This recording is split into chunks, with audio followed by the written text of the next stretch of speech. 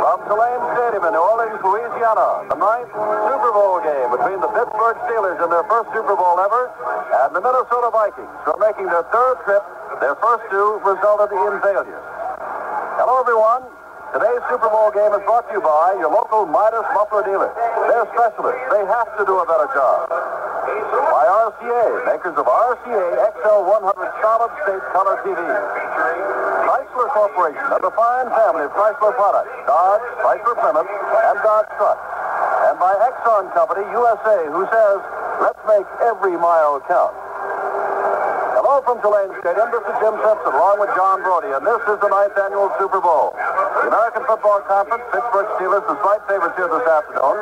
Of the last 6 Super Bowls, the AFC, the younger of the conferences, starting out as the American Football League back in the early 60s, has won 5 of the last 6. Only Dallas 3 years ago has won one for the NFC. The NFC, of course, won the first 2 when Green Bay, under the late Vince Lombardi, defeated, first of all, the Kansas City Chiefs and then the Oakland Raiders. Since that time, it has been virtually the AFC. And they are favored by a couple of points today, despite the fact the Steelers are in their first Super Bowl game. It is the Steelers, John Brodie, who are slight favorites over the veteran and older Minnesota Vikings. Well, there's no doubt that the Steelers have been made favorites. However, in my viewpoint, when you come as far as both of these teams have all year, Jim, there's no way you can pick a favorite.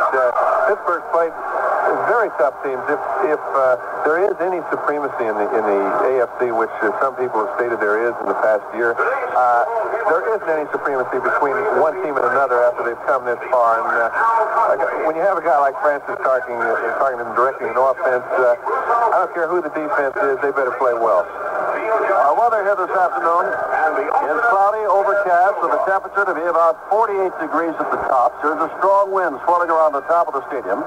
It rained very hard 2 days ago, and in watching the warm-ups this afternoon, at one end of the field, there have been some slips. This is artificial turf.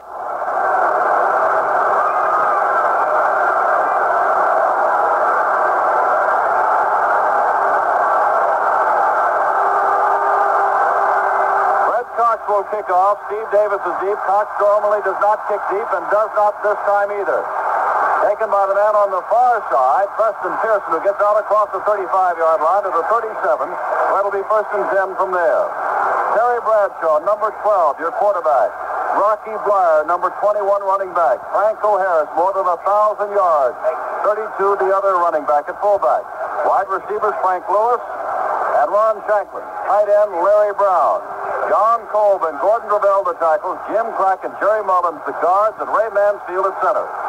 As they come out in the I formation. On 1st down, Lewis wide left, Shanklin to the right. Bradshaw hands to Blyer. Blyer tracks out to the 40-yard line before he is stopped there. Jeff Wright, number 23, one of the defensive men, came up to make the stop. Carl Eller, Doug Sutherland, Alan Page, Jim Marshall, the front 4. Roy Winston, Jeff Seaman, Waddy Hilgenberg, the linebackers. Nate Wright and Jackie Wallace, the corners. And Jeff Wright, the strong side safety who made that tackle, and Paul Krause, the free safety. 2nd down and about 6.5. Bradshaw calling signals again. Turns this time hands to Franco Harris, who slips and loses for half the yard. Roy Winston, the strong side linebacker, was there with him, but Harris trying to make a cut upfield slip and fell at the 39. It'll be 3rd down and about 7. I tell you, with the simple counterplay, the first play they did run straight at Alan Page. 2nd play they ran a counter at him. Had he not slipped, there was a hole.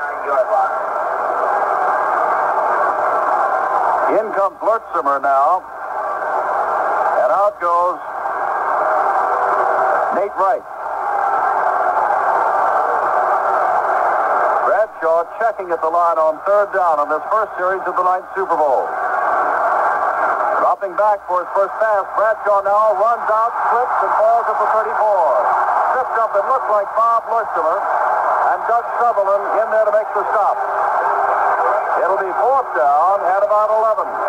What actually happened, Jim, is Bradshaw thought he saw a defense that he didn't actually see. They faked the man-to-man coverage on the outside. Then they rolled to a strong zone. and he got fooled a little. He was going to try and run the ball and slipped. It must be awfully slippery out there. They don't seem to have as good a footing as I thought they would. Bobby Walden, averaging 39 yards per punt, comes in to kick the ball away. Jackie Wallace is in the center of the field. McCullum is deep. And the ball is going towards Sam McCullum at the 13-13-yard line. Excellent coverage, and down he goes, getting back only to about the 18-yard line. Number 38, Ed Bradley, middle linebacker reserve, and the Minnesota Vikings will get the ball for the first time from their own 18-yard line. A 52-yard punt with the wind at his back by Bobby Walden. I don't think you're going to find any problem with the special teams today, Jim. They certainly don't need the incentive, and those guys get so pumped up standing out there waiting for whatever contribution they can make. You're going to see excellent special team play. Rand Tarkington, the quarterback, Chuck Foreman, Dave Osborne, the running backs, Lash and Gilliam, the wide receivers, Boyd is the tight end. On first down, Tarkington rolling to the right, rolling to throw, and throws down the sideline to Gilliam. Gilliam out of bounds at the 34-yard line. It's a first down. Knocked out by Mike Wagner, the strong side safety, and Tarkington comes out throwing. He does, Jim, and I'll tell you, it's no surprise. You kind of expect Francis to start throwing the ball wherever he can. Now, the funny thing is, what Pittsburgh likes to do is do a lot of stunting with their defensive linemen. Now, when he rolls out, that really takes a lot of those stunts' effectiveness away from them, and that's the purpose of it. He's going to roll out to make them start playing straight. Pittsburgh defense will give it a moment. Dwight White is starting, and Charles Goodrum is in there as a left tackle. The fake to Foreman, Tarkington to throw again to Stu Boyd over his head at the 47-yard line. And now, L.C. Greenwood, Joe Green, Ernie Holmes, and Dwight White in the hospital for much of the week with the virus. The Pittsburgh front four. Jack Hammond, all-pro. Jack Lambert, a rookie. Andy Russell. The linebackers, J.T. Thomas, Mel Blunt, the corners, Mike Wagner, and Glenn Edwards, the safeties. And again, that offensive line for Minnesota, Goodrum, Maurer, Tingelhoff, White, and Yeri. Second down and 10 from a 34. 12:53 to go. In the first quarter, there is no score. Gilliam wide to the left, Lash to the right. I formation for Minnesota. Tarkington calling signal. Tarkington, first time hands off to Osborne, the running back, and he's piled up after perhaps a yard gain. Piled up by the center of that line, led by Mean Joe Green. Dwight White also in on the stop, and suddenly the second down and 9. As Lauren Taves, number 51, a reserve linebacker, comes in to take over.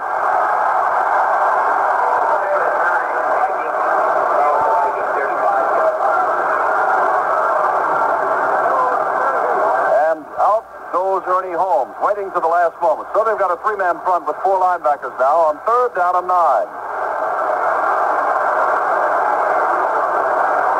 Tarkington back to throw, under pressure, rolling out, looping it now, up the sideline, dropped by Gilliam at the 49-yard line, under severe pressure by J.T. Thomas, the cornerback.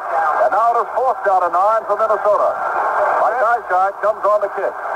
Francis, that time, he had John and he was splitting the zone, and Gilliam just stood out there and was trying to straddle the sidelines. Francis had to throw it over a linebacker's head. It would have been an excellent catch had he made it.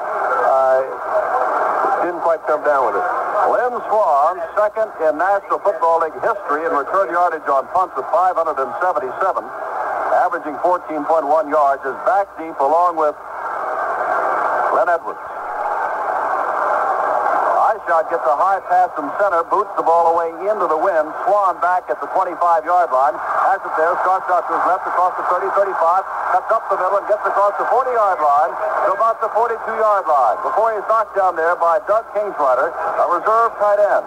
And there's timeout on the clock, 11:52 to go. Minnesota nothing and Pittsburgh nothing. Now another tip that may be useful to you, presented by Exxon. If you want to get rid of tobacco odors and other odors in your car, try this. Just sprinkle a little baking soda in the ashtray. Yes, plain old baking soda from the kitchen. The soda actually absorbs tobacco odors. It'll also help keep chewing gum from sticking. Just remember to change the soda each time the ashtray is emptied. And speaking of changing things, do you know how often you should change your motor oil? Most car manufacturers have new oil drain recommendations this year.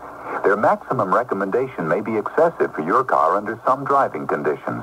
And, of course, the new cars must have very high-quality oil to protect their warranty. But it needn't be all that complicated. If you talk to your Exxon retailer, he has the information and the experience to tell you what kind of oil your car needs and how often you should change it. Ask him. He's there to help you under the Exxon sign. Jim Simpson with John Brodie, Tulane Stadium, New Orleans, Super Bowl number 9, 1st and 10 in the scoreless game for the Steelers in their first championship in their 42-year history. And a lot of people sentimentally are rooting for Art Rooney, the 74-year owner of the Steelers, who's never had a champion in all those years. 1st and 10 for the Steelers. Harris and Blyer the setbacks. Lewis wide to the left, Shanklin to the right, and charging offside is Carl Eller. Was he drawn off or not? That's the first penalty flag of this young Super Bowl. And it is charged against the Steelers. Obviously movement of the ball or of a man. And it'll be 1st down and 15 with the ball moved back to the 36-yard line. By the way, Brodie and I would like to say hello to all of you listening in Europe, in Asia, in Japan, around the world, as well as the United States, wherever you're listening, by NBC or the Armed Forces Radio Network or Far Eastern Network. Hello from Chile, New Orleans. 1st down, 15 from the 36 of Pittsburgh. Hand off to Blyer. Blyer straight up the middle, breaks into the clear and gets across the 50-yard line down to the 45-yard line before the safeties, Krause and Wright, have to make the stop. And Brodie, there was a tremendous hole right up the middle. It wasn't a defensive weakness. It was a case of Blyer hitting just the right spot in the defense. The weakness was not in the play. It was in the defense itself. They made a quick pitch out to the left side to Franco Harris, and Rocky Blyer was right back there to make it to cut off a tackle trap, and that's where the hole was. 18-yard pickup for the Vietnam wounded veteran Rocky Blyer, who has become a starter this year. Franco Harris up the middle and gets down to the 41-yard line. A gain of 4.5 yards. Jeff Seaman, the middle linebacker, and Alan Page came out to make the tackle. So the Steelers have begun to move for the first time. The Vikings got a 1st down on their first play of the game, and the Steelers have picked up their first. 10:58 to go. We're just in the first quarter. Minnesota, beaten by Kansas City, beaten Miami in 2 previous Super Bowls. And now they have the 2 wide receivers and the running back, Blyer, all to the right side. Larry Brown, the tight end, is on the left side. The pitch is to Franco Harris, and the blocking does not set up for him. Jeff Wright, the strong side safety, makes the tackle for a loss back to the 44-yard line where a flag has been thrown. And they'll discuss things there to see what is to happen. Clipping charged against the Steelers. Called by Brodie Allman, our referee today. Al Conway is our umpire. Head linesman Ed Marion. Bruce Albert, our line judge. Back judge Ray Douglas.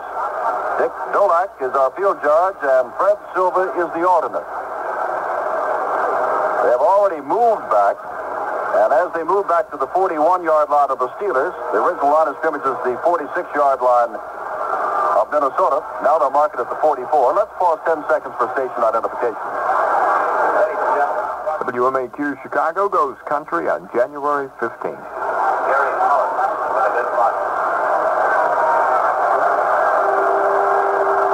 10:35 to go. From the 44-yard line, it is 2nd down and 21 yards to go.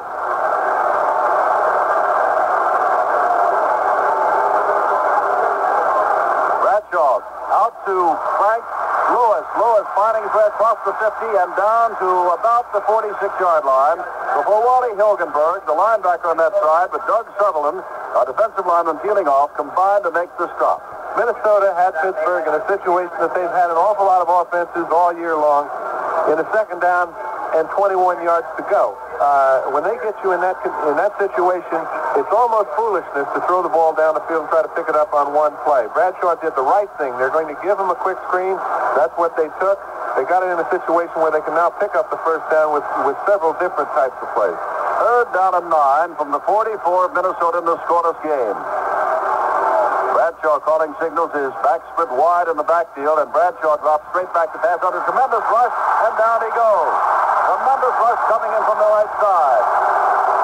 Pablo Mortimer, Alan Page, Jim Marshall, all crashed in there and threw him back to the 48-yard line of the Steelers. And Bobby Walden will have to come on for his second punt of the afternoon.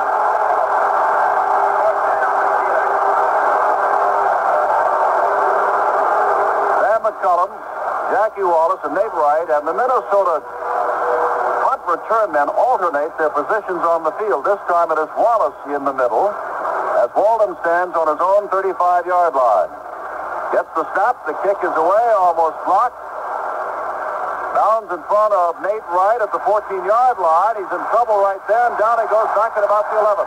They'll mark it at about the 12 or 13-yard line. Donnie Shell and Sam Davis downfield very quickly. We're in the first quarter of Super Bowl IX, 9:17 to go, and there's timeout on the field, and there is no score. Hello, Charlie. Hello, Doris. Doris, what's all that noise? Oh, Charlie, I'm calling from the Midas shop. Now, hold on a second. I'm going to put on the Midas vent. Hello, sir. Your wife here insists that I read you our new Midas guarantee. Sir? Hello, sir? I'm listening. Well, sir, a Midas guarantee is good on any Midas muffler we install. It's good on any American car for as long as you own it. Tell him about the free part. Yeah, right. And if anything goes wrong, we'll put in a new muffler free of charge. Did you hear that, Charlie? Free of charge. Listen, that even includes the installation. Yeah, but honey, there's nothing wrong with our muffler. Well, did it come with a guarantee like Midas's? No, but... Well, then there's something wrong with it. With our new Midas guarantee, you'll never have to buy another muffler for your car. At Midas, we're specialists. We have to do a better job. Rod, some people are saying, knowing the defenses of these two teams, it's liable to be 3-2. It could be a low-scoring ball game. However, Francis knows that he's got to do something upstairs because trying to move that ball on the ground against Pittsburgh, particularly at the outset, is going to be extremely difficult. We'll see. First and 10 for the Vikings from their own 14. Gilliam is to the left. Lash is to the right. And Tarkington, of course, is at the controls. Tarkington hands off to Chuck Foreman trying to get outside. A fine play made on the far side by Jack Ham, the all-pro linebacker, who throws him back for a 2-yard loss to the 12-yard line. It'll be second down and 12. Ham is Mr. Wonderful for the Steelers. He tied Bill Berge, the Eagles, for the most interceptions by a linebacker with 5.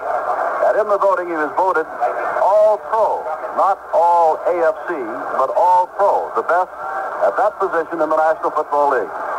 Jim, they have 7 fellas in there. Their front 4 and all 3 of their linebackers were mentioned very prominently in All-Pro voting. And when you have 7 guys like that, you know you've got it up front. Lash to the left this time, Gilliam to the right on second down 12. Tarkington right back to throw, sets up, throws across the middle and knocked down immediately at the 15-yard line. Is Chuck Foreman. Lambert and Ham made the stop. Our attendance, 80,997, 1,000 no-shows. And gee, I hope they're not the 1,000 that were stuck on the ground yesterday in Minnesota because of bad weather. Well, I hope not too, Jim. On the last play, he's throwing the ball from inside the 20-yard line. It's been stated that's a no-no.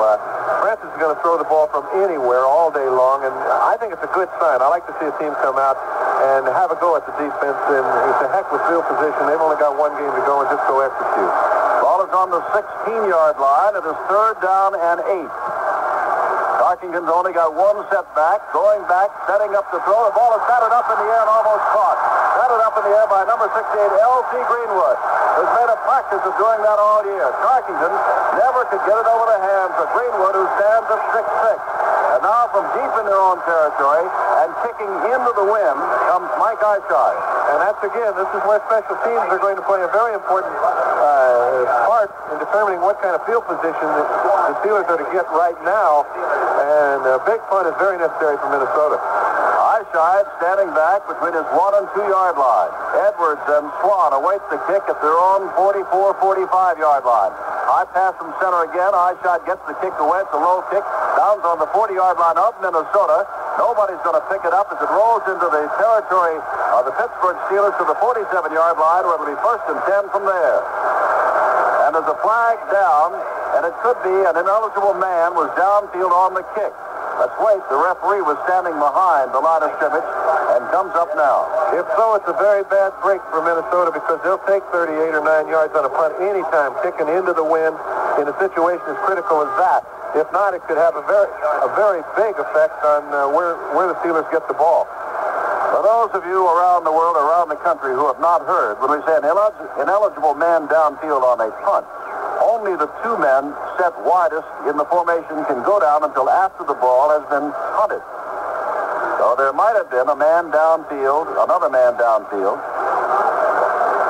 Nope, it is not. It is clipping that is charged against the Minnesota Vikings. So it did take place after the punt. And while the ball was rolling around, apparently a Viking came up and hit one of the Steelers from behind, and that's going to cost them 15 big ones and move the ball deep into the territory of the Minnesota Vikings. But now, apparently, they're going to kick again. Right, and the discussion was over which team had possession of the ball when the clipping occurred. Because had it been Minnesota that had possession of the ball when it was called, they would take the ball back 8 or 9 yards. Had it been the other way, they would have taken that punt and advanced it 15 more yards, which would have given Pittsburgh excellent field position. So obviously, it was ruled that the clipping took place before Pittsburgh had possession. So they moved the ball back 5 yards only. And Eyeshot now steps into his end zone, and rather deep in his end zone to kick it out. Swan and Edwards waiting now on the 40-45-yard line of Minnesota. Eyeshot waiting for the snap from center, gets the snap from center, gets the boot away. It's a line drive punt to be taken by Edwards at the 44-yard line, trying to set something up on the right side, coming across the 45, cuts back and down he goes, slipping with his feet going out from under him. Feet went right out from under him. He never had a shot at it. Very quickly, Matt Blair, the rookie linebacker from Iowa State, made the stop at the 44 of Minnesota. And what actually happened is Matt Blair knocked down the wall. Pittsburgh had a wonderful wall for him. The punt was low. He got the ball in excellent position to return it, and I don't believe actually he saw Matt Blair. Although it looked as if he slipped, I'm not sure he wasn't helped a bit by Blair. Frank Lewis goes out wide left. Ron Shanklin comes to the right. I formation for the Steelers, who have spent some of their time in Minnesota territory. The Vikings have yet to move in to Pittsburgh territory in the scoreless first quarter with 7 minutes to go. Bradshaw back to throw on first down for Frank Lewis. Off his knee top. Reached down for it, bounced off his knee top to the 30-yard line. Would have been a first down. Jackie Wallace was tested on that one, the right cornerback. You know, it's kind of an indication of the tension that does exist today. Under normal conditions, when Bradshaw threw that ball, really Lewis would have taken it. But had he not, you know, we come back to the huddle, we regroup next play. I noticed some emotions being a little tight. Bradshaw puts his hands on his helmet, and, you know, they're all uptight. They both want to draw first blood. All right, Lewis again to the left and Shanklin to the right. Flyer and Franco Harris to setbacks. Ball is handed to Franco Harris, cuts across the middle, struggles down to the 41-yard line for a gain of 3 before he's stopped there by Doug Sutherland. And it'll be 3rd down and 7 from the 41 of the Minnesota Vikings. 7:05 to go. The Steelers would at least like to move it in a little bit further because, after all, with the win at their backs in this first quarter, they would have a shot at the field goal. And I've seen so many times when a team gets 4 or 5 good breaks, which Pittsburgh has had in order to get good field position in this first quarter. If they don't start taking advantage of it, this game could definitely switch. Again, Bob Lurtzimer and company come in on 3rd and long situations, along with Randy Podol and Terry Brown as 2 additional safety men. As Bradshaw goes back, sets up, throws across the middle, and has his man, Larry Brown, the tight end, first down, 26-yard line. Stop made by Randy Podol, who just came in.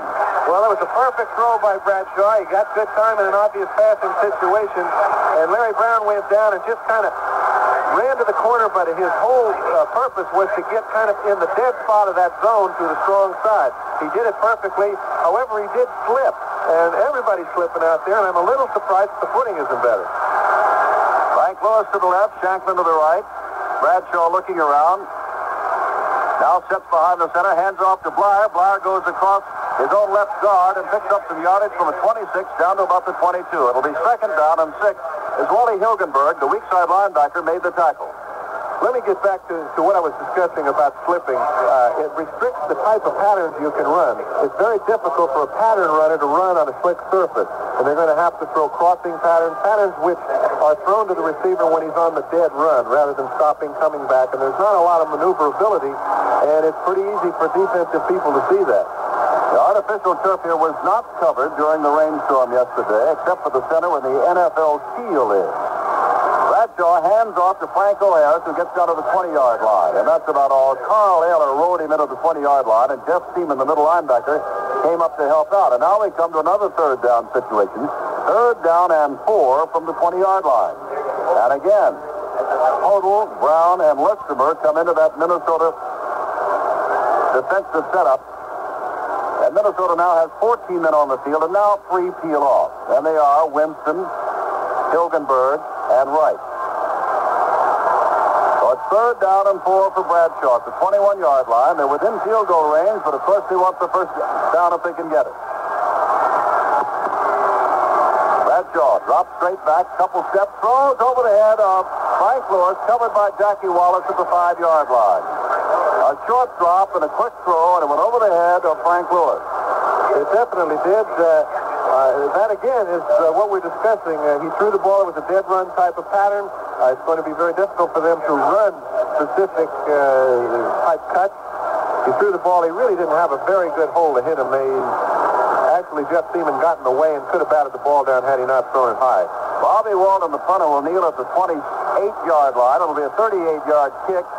8 for 12 during the regular season for Roy Girella, who led the AFC in kicker scoring, gets this away from 38 yards away, and it is no good. Off to the right. From 38 yards away. No good for Girella, and the Vikings have held. With 4:32 to go, we are still in the first quarter of the 9th Super Bowl. There is no score. What costs no more today than it did back in 1966? The answer? RCA Color TV. A great value anytime. Super value starting tomorrow during RCA Super Value Days. You'll find exceptional savings on selected RCA XL 100 consoles. Magnificent furniture in a variety of styles with color that's crisp, clear, and natural. Because they're RCA XL 100s, they're all 100% solid state for reliability. Take a look at RCA XL 100 portables, too. As exciting as RCA consoles. All 100% solid state. All with RCA's advanced AccuLine picture tube system. Old-time values haven't all disappeared. Look for them starting tomorrow at participating RCA dealers during RCA's Super Value Days. And take home a super value. One of our best buys in years. 4:32 to go, first quarter. Fran Tarkington and company come out, Brodie, and they have not been able to move past their own 50-yard line all afternoon. Of course, we've still got a long afternoon to go. Oh, yeah, the game is just getting underway, really, Jim, but in order to really be in a position to take advantage of Minnesota's attack, they've got to get the ball in some kind of a semblance of field position, and they haven't been able to do that. Tarkington hands off this time to Foreman. Foreman gets across the 20-yard line and maybe a yard on the play, and that's about all. Andy Russell, the good linebacker on the weak side, made the stop with a little bit of help from Mel Blunt. So let's call it second down and 9 from the 21-yard line. It's very difficult to run the straight-ahead plays at a team like Pittsburgh because they have such overall strength, and you get very little penetration, or very seldom do you get penetration from a whole side of an offensive line. Tarkington rolling out, flag goes down, Tarkington under pressure, now stops, now looks, now throws, intended for Voigt. The tight end is incompleted. But a flag started on its way to the turf long before Tarkington rolled to the right and got rid of the ball. Joe Green and L.C. Greenwood were really pressuring him toward the far sideline. Oftentimes, I'm not sure it's true in this case, oftentimes when your quarterback rolls to the right, you see a situation where one of your offensive linemen on the away side tries to keep the penetration from getting to the quarterback, and in the process gets called for holding. So in this case, someone was called for illegal motion. It would either be 3rd and 9 or 2nd and 14. So Bernie Oman tells us that it's against Minnesota, and it has been refused by the Steelers. So it's 3rd down and 9. 3:54 to go, first quarter. The 9th Super Bowl, Tulane Stadium, New Orleans. There is no score. The closest we've come is a recent try from 38 yards out by Roy Girella for a field goal. Tarkington, you would imagine, would come out throwing. Steelers talking it up along the line of scrimmage, that front forward. White's in there all the way. Flash comes out to the left.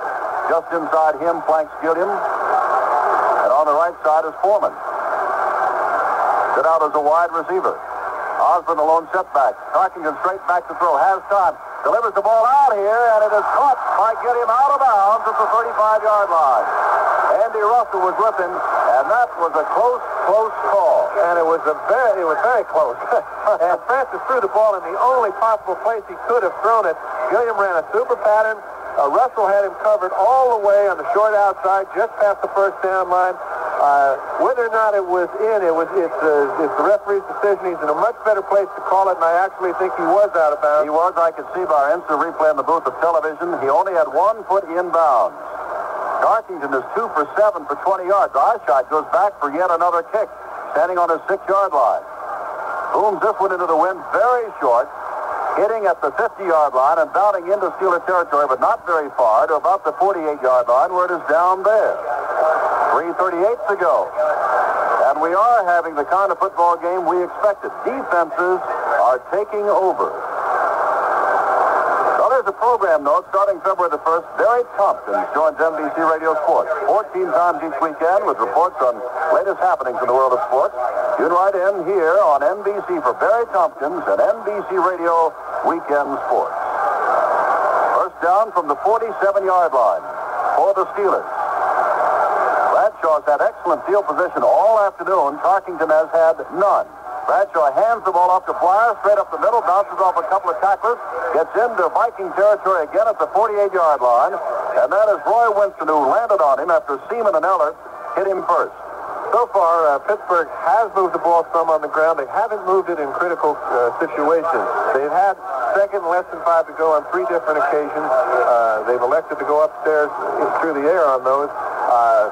I really think as effective as they're going in the middle of the field, they're going to run the ball a little more. Second down and 5, both Shanklin and Lewis wide to the left now. Both wide receivers on the left side.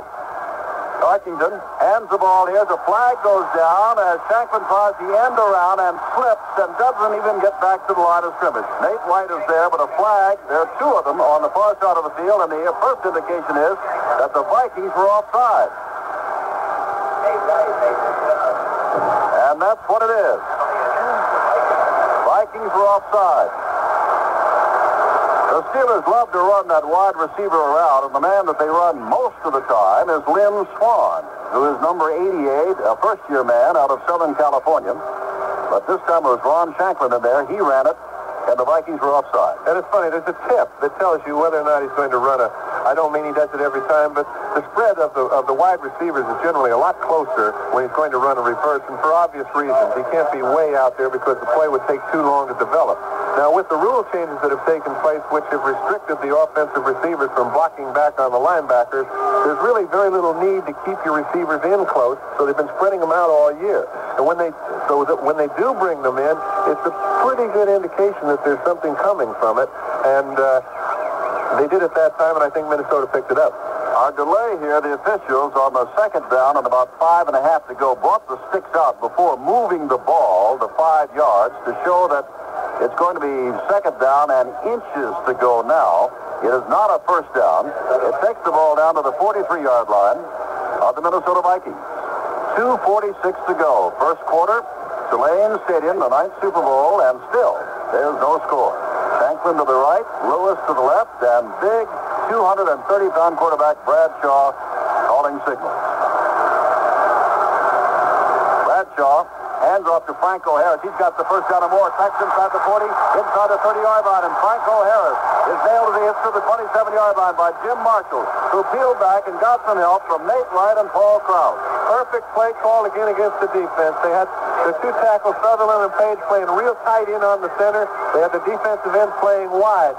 Franco Harris made it with a counter play, faking left, going to the right. The hole was a natural hole. And when he gets out in the open, the only natural thing is for him to get in the end zone. 2:15 to go. The pressure's been on the Vikings throughout the entire first quarter, put on by the Steelers, but there's no score. Shanklin to the right, Lewis to the left. Ball ball is kept by Bradshaw on a bootleg. Doesn't get the block, but still staggers out of bounds at the 18-yard line for a first down. He called to Shanklin to make the block. He couldn't quite do it. Bradshaw stumbled over the intended tackler, kept his feet, but raced out of bounds.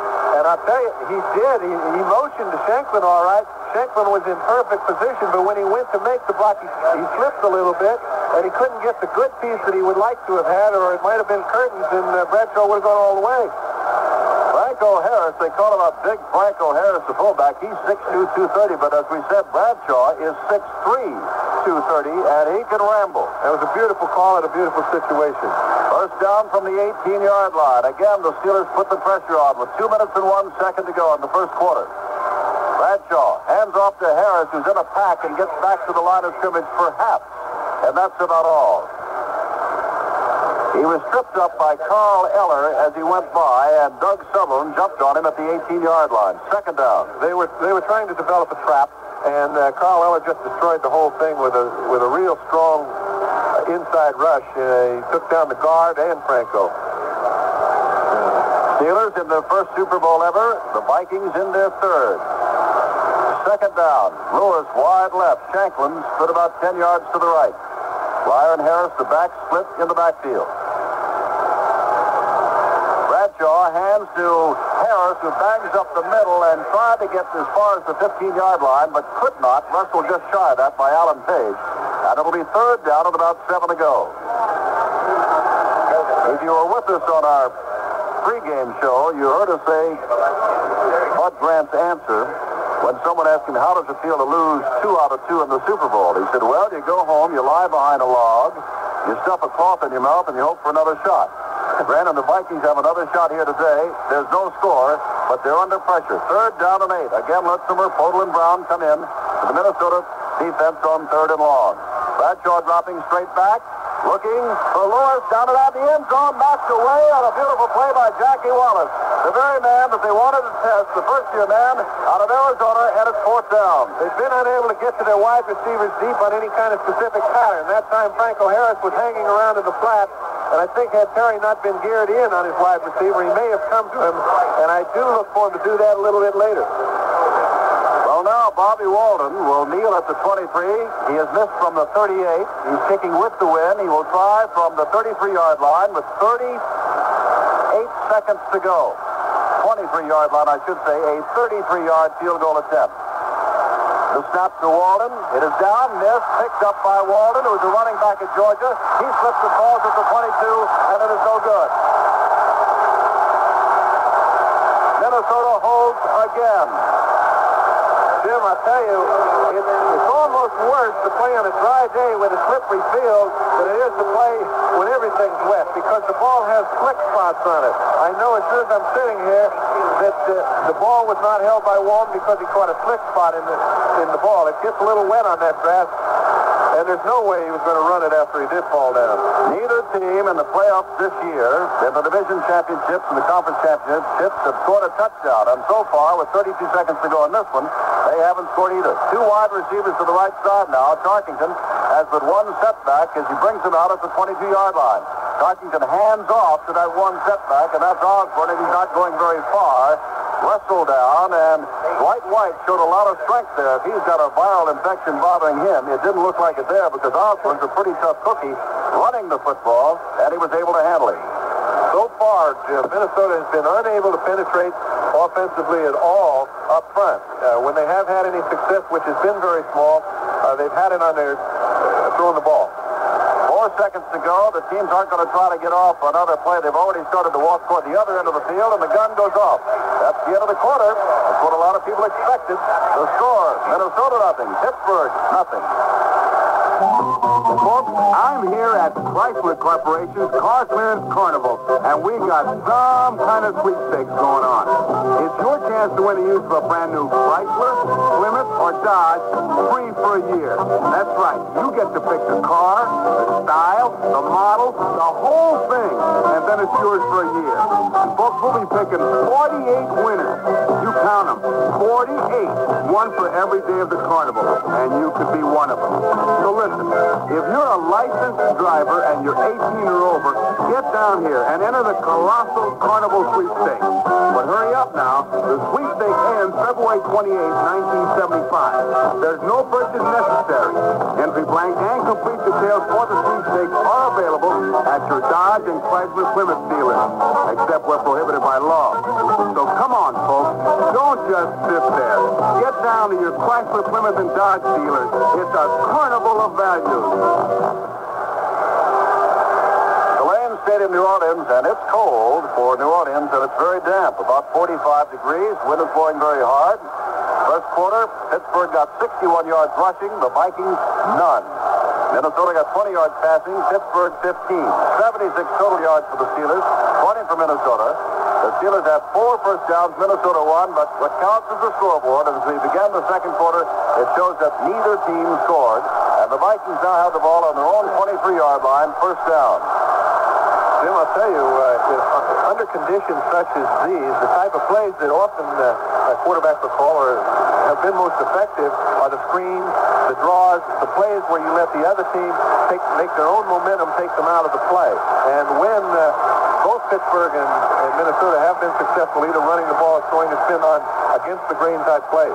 Let me check something. It is second down and nearly 10 to go, not first down, as Osborne didn't get but nothing on his first attempt. Bradshaw rolling out to the right, hand coming up, passes over, and it is complete to Foreman at the 30-yard line. Foreman knocked out of bounds by Mike Wagner as he hits the 35-yard line, first down, Minnesota.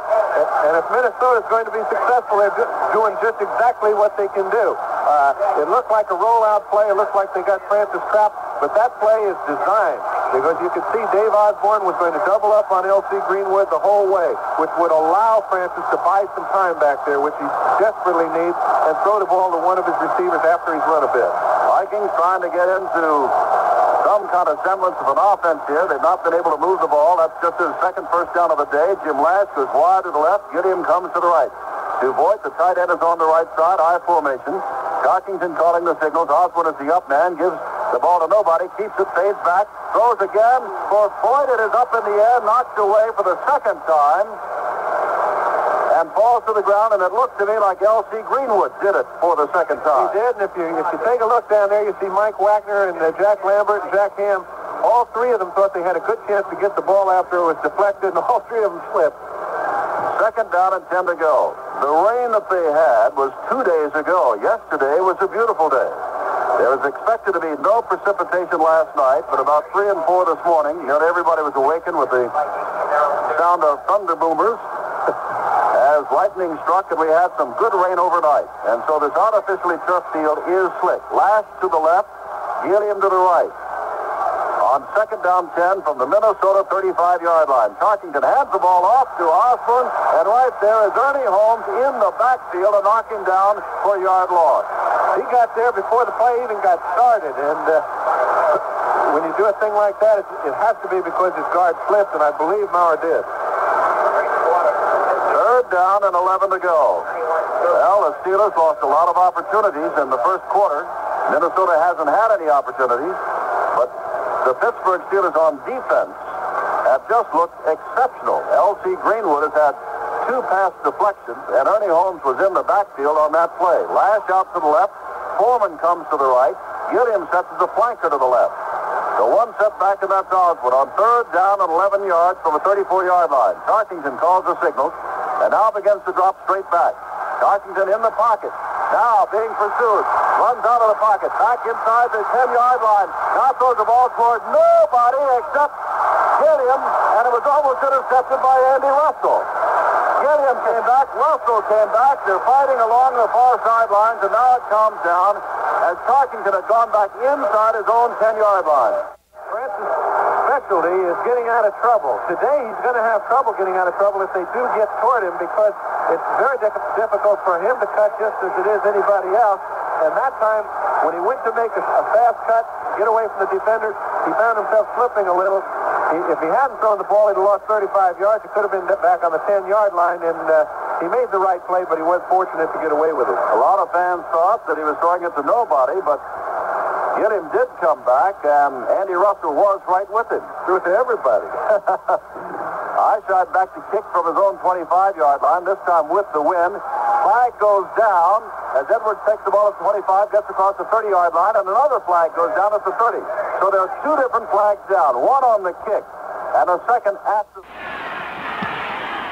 It's coming to Edwards at the flag drop. He's at the 30, 35, and another flag goes down, a double flag. And that flag started down before Edwards caught the ball. Yeah, it did. Pittsburgh does not fair catch. They had only 3 fair catches all year. They like to run up in a punt and gamble. Well, let's see what this one's about. We just started the second period. There's no score. The Steelers have dominated the statistics. They've tried 2 field goals. Got one off, missed, couldn't get the second one off. Didn't cash in on their opportunities in the first period. Minnesota's not had a scoring chance. Maybe I'm giving too much attention to the weather, but I thought Pittsburgh outplayed them really heavy in the first quarter, but did not score, which I think is maybe important, because I think the wind will be a factor, and we'll see what happens if Minnesota's got the wind to their back. This penalty is going against Pittsburgh. The Vikings, Fran Tarkenton's on the phone. Jerry Burns is upstairs for the Vikings, the offensive coach. Son of a preacher man, there he is. Franco Harris says, what's this all about? Hilgenberg's coming in now to talk to him. We'll get a signal. The personal foul, tripping against the Steelers. And now, for the first time, the Steelers are set back deep in their own territory. They're on their 14. The first down. They've established the running game. They've had 61 yards rushing so far. Bradshaw gives the ball to Franco Harris, and he rumbles around. He's up to the 20. See how he can get outside? When he gathers that momentum, he can accelerate. He's taken out by Jeff Seaman, the middle linebacker. Part of the attitude must be that they're going to try to get to the outside of Carl Eller. Again, the reverse. That little step and that little roll around got just enough of the flow to the inside to get the big man out. You saw Winston didn't quite get there either. That was number 60 that came in there. Going around Eller on that outside, but they got the good gain on that first down play. Well, it'll be second down and 5. A pickup of 5 for Franco Harris going around his own right side of the line.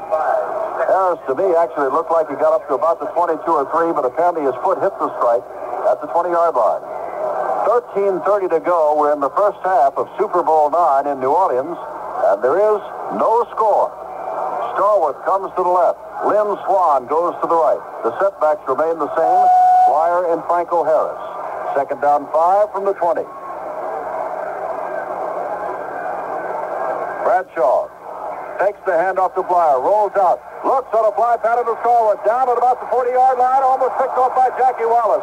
Jackie Wallace has been tested twice today and has nearly picked off 2 of them. That ball was well thrown, Jim. Starwood was on a simple little fly pattern, and Bradshaw faked a strong run to the right, bootlegged out to the left, trying to buy a little bit of time. It was a well-executed play, but even a better-executed defensive play. Well, you know, when you take a look at defense and how they look at defenses and offenses when you have 2 weeks to build up their bowl like this, a lot of people put the finger on Jackie Wallace as the one part of that secondary that might not hold up.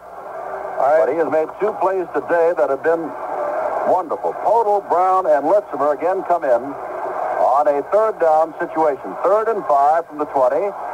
Bradshaw dropping back, throws, has his man. Across the 30, flag goes down. Lynn Swan has the football at the 36-yard line. And they're charging offensive, pushing off against Swan. You can see Swan was trying to maneuver for position just like you would a rebound in basketball. He made a good play. He made it so he was the only guy that could get through it, but the ref got it. Now it's going to be 3rd down and long. Let's pause 10 seconds for station identification. WMAQ Chicago goes country on January 15th.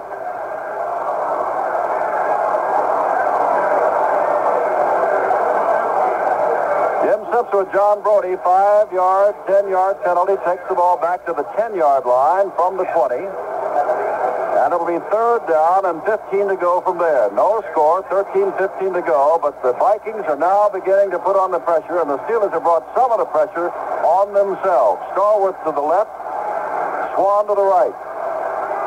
Third down, 15. Big call for both ball clubs.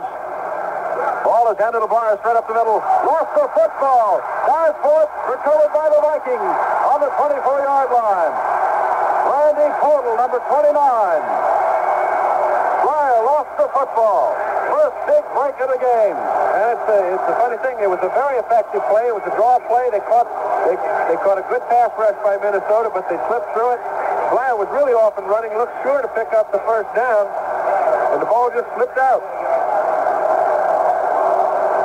At the 24-yard line, Tarkington and the Vikings have their first chance to maneuver this afternoon. Tarkington sends Lash to the right, Gilliam to the left. Osborne and Foreman the setbacks from the 24. Tarkington hands the ball off to Osborne, who picks up some yardage from the 24 down to the 21. It'll be 2nd and 7, run back by Jack Lambert and a couple of others. This is really the first time the Pittsburgh defense has actually been put to the test. The Vikings haven't had the ball in any kind of field position, this being the first time. It's kind of necessary that Minnesota moves it if they're going to make some progress. Well, they have marked the ball at the 22, so call it a gain of only 2, and it is 2nd down and 8. Lambert and Ham making the stop. Lash to the left, Gilliam to the right. Tarkington steps in behind the center to call signals. Ball on the 22 of the Steelers. Drops straight back. Fakes to Osborne. Has some time to throw. Now running out of time. Now throws and is throwing forward off the hands of Chuck Foreman at the 20-yard line. With him was J.T. Thomas. But Tarkington, by his maneuvering in the backfield, buys time and lots of it. And it becomes very difficult to cover those receivers. It does. He bought a lot of time that trip. They double covered both outsides on him. He would like to have gone to Gilliam, and then he knew Jack Lambert was all alone. That's putting a middle linebacker on Stu Boyd out there. Francis then came back to Stu. He wasn't open, and he finally found Foreman, but couldn't quite make it. Third down and about 8. A chance for the first down here on third down situations in the first period. Minnesota never completed one. Tarkington sends both Lash and Gilliam out to the left and flanks Foreman to the right. 3rd and 8 from the 22. Tarkington dropping straight back. Has time, runs out of time, throws for Foreman off his fingertips. He had a high jump at the 5-yard line. Mike Wagner came up to make the hit, but the ball was a little high for Foreman. He went up, and his cold fingers couldn't hold on to it. And now Fred Cox comes on to kick the ball. Cox, from between 30 and 39 yards this year, has not been that successful. 3 of 7. The Steelers tried 2 field goals, one of which missed, and the other they never got off because of a snap that went through the hands of Walden. This will be from 29-yard line, which is 39 yards out. Ball Krause to Holcomb, directly in front of the goalpost. Krause places the ball down. Cox's kick is up, and it is no good, off to the side. 39-yard field goal, the big opportunity for the Minnesota Vikings now goes by the board, and from the Pittsburgh Steelers, they'll be able to put the ball in play, having shut them down. And as we say, there's timeout again. 12:09 to go in the half. Pittsburgh nothing, Minnesota nothing. Here's another little tip you may want to try. Brought to you by Exxon. This is a simple idea for making emergency stops beside the highway a lot safer. Just use reflective tape to make a large X across the inside of your hood and trunk lid. When they're open, your safety warning can be seen a long way at night by oncoming cars from both directions. Incidentally, while you're thinking about safety, take a close look at your tires. Or better yet, ask your Exxon retailer to do it for you. If the tread's getting thin, or you've got a tire with a dangerous cut, he has good values on new ones. He sees a lot of tires, so he can help you choose what's needed for your car and your kind of driving. And right now, he's featuring the Exxon steel-belted Radial 78, the Tiger's toughest tire. So don't wait till your tires let you down. Drive in and ask your Exxon retailer to check your tires. He's there to help you. Under the Exxon sign. Hello again from New Orleans. Jim Simpson, John Brodie, wherever you're listening here around the world. We hope you're enjoying this game, which is up for grabs. It's scoreless. With 12:09 to go.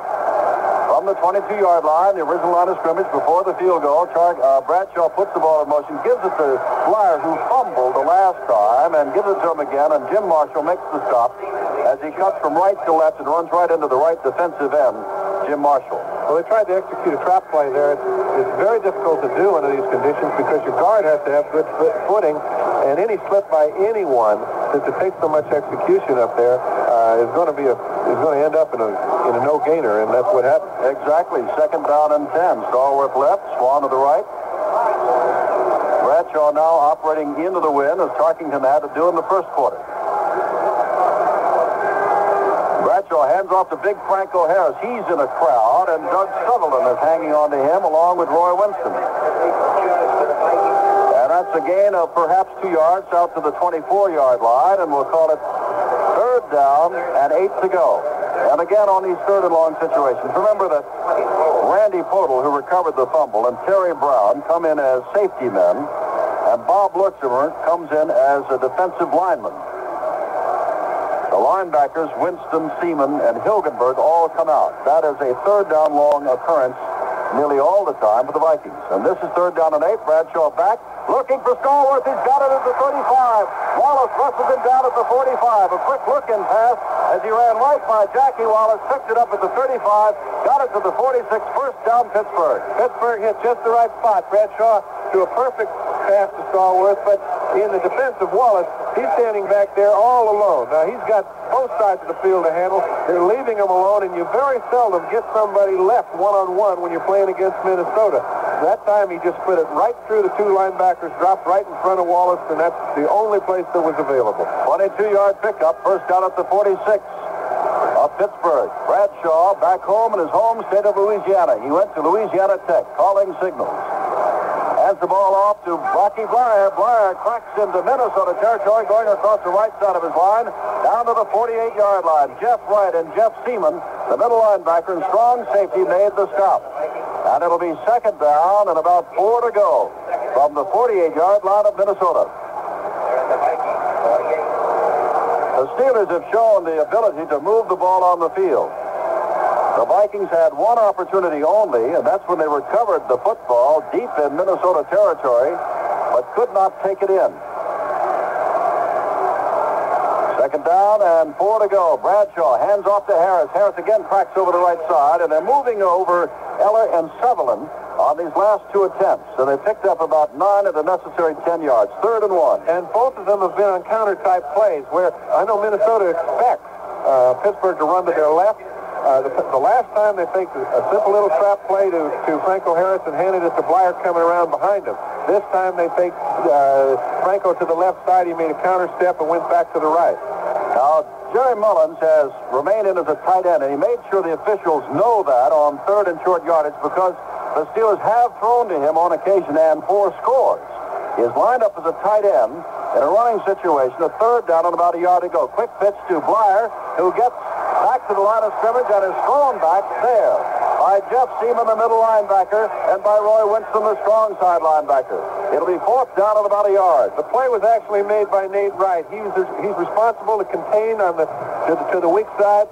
They ran a weak pitch to Franco and Blyer, and when they did that, Nate saw it immediately and made something happen, forcing Blyer to cut back inside where Jeff could pick him up. I can't help but remember what someone said, Brodie. That is that these 2 teams play the defense are capable of. We might be in New Orleans for a week. There's no score. 8:15 to go in the half. Bobby Walden back to do the punting. And again, Minnesota uses the 3 men deep.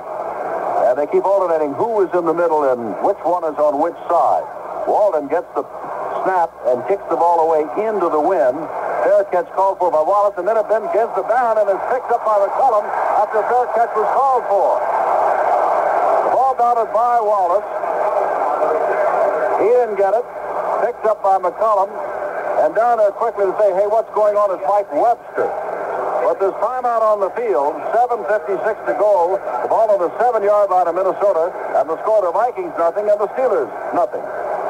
Guess what I bought today? What? A muffler all by myself. Where did you buy it? Midas. Oh, you're terrific. You want to see it? I'll go out to the garage later. No, it's in the living room. The car? A muffler. It's a Midas muffler. I'll get it. This is going to be something. See? A Midas muffler for $1.99. That's a scarf. That's what I said. $1.99. It's a 5-foot-long scarf, and it's gold, and it's beautiful. And tomorrow I'm going to buy you a Midas muffler and wrap it around your neck. You know, you're a little strange, Doris. Speaking of strange, the car makes this funny noise when it runs. Well, maybe it needs a new muffler. No, it would look silly wrapped in a muffler. Under the car. Oh. Don't be the last one on your block to wear a Midas muffler. Just drop into your nearest Midas shop and pick up a beautiful Midas muffler for just $1.99. These 5-foot-long Midas mufflers won't keep your car quiet, but they will keep your neck warm. A Midas muffler for $1.99. Along with John Brodie, this is Jim Simpson. The Vikings are now backed up deep in their own territory at the 7-yard line and send Gilliam and Lash wide to the right. Foreman and Osborne in the backfield. Both wide receivers on the right side on first down from the 7-yard line. Scoreless game. Midway in the second quarter, ball is handed to Chuck Foreman. Foreman gets a couple of yards out to the 10-yard line, and that's it. And Foreman always had to turn sideways to get past White, the man on that side, before he's contained by the linebacker on that side. Came up to the line of scrimmage and then kind of looks like I couldn't get through this little area without turning sideways. Got out to the 10. Second down and 7. Foreman has gained 1 yard total in 3 carries. Now Lash goes to the left, and Gilliam comes to the right. A lot of men up front there for the Pittsburgh Steelers on second down and about 8 to go. Ball is lost. Rolls toward the end zone. Bounds into the end zone. They're on him there, and it is a safety. White made that happen. Tarkington picked up the ball, slid into the end zone. They put him down.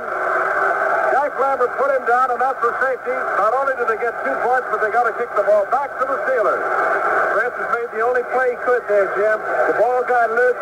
He was the only fellow that was wearing a purple shirt. There were 5 or 6 that were in Steeler uniforms, and he made the only play that he could. Had the ball fallen loose, of course, and the Steelers jumped on it, that would have been it, a touchdown. So Tarkington got back. And the Steelers, and this is just perfect because they expected a defensive battle, and it is defense that gives the teams their first score. Neither team, Jim, has been able to move the ball offensively against either defensive line, and I've never seen a game where both defensive lines have totally dominated. Well, there's timeout on the field with 7:11 to go in the half of the score now. Pittsburgh 2 and Minnesota nothing. You know, the real experts in color TV are the people who make their living at it. For example, TV directors, senior TV cameramen, TV chief engineers, independent TV service technicians. Now, if you're in the market for new color TV, here's a fact to remember. In all 4 cases, more of the TV experts in those categories own RCA than any other color TV. That's an impressive reason to consider RCA. And here's a timely one as well. Starting tomorrow, at participating RCA dealers, RCA is kicking off its biggest sales event of the year. It's called Super Value Days. And super values are just what you'll find. Take a good look at the RCA XL100 consoles. Magnificent furniture, some at exceptional savings. Look at RCA XL100 portables and table models, too. All with great color. All 100% solid state. You don't have to be an expert to recognize value. You'll find it starting tomorrow during RCA's Super Value Days. Be sure to drop by. Eyeshot will kick the ball away. Do you suppose we will have a 3-2 ball game? It's 2-0. Dick Kahn, Lynn Swan deep. Lynn Swan in the middle, of course. Eyeshot standing at his own 15-yard line. Has to get the ball away from the 20. Not in advance of that and gets a low kick away. Swan watches it bounce at the 35, and down it goes out of bounds across the way at the 36-yard line. Well, it'll be 1st and 10 for the Steelers. Reggie Harrison was the man pursuing it out of bounds, and they'll actually mark it at the 35. 7:02 to go in this half.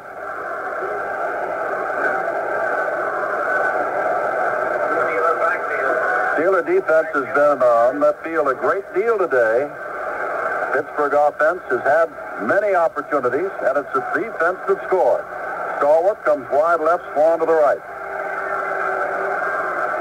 Ball put in play from the 35-yard line. Bradshaw back to throw, loops it out, and it's intended and complete to Blyer at the 40-yard line, a pickup of about 4.5 yards.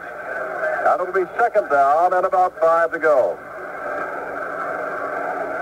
When they jumped on Fran Tarkington in the end zone, that is the first safety scored in Super Bowl history, and this is Super Bowl number 9.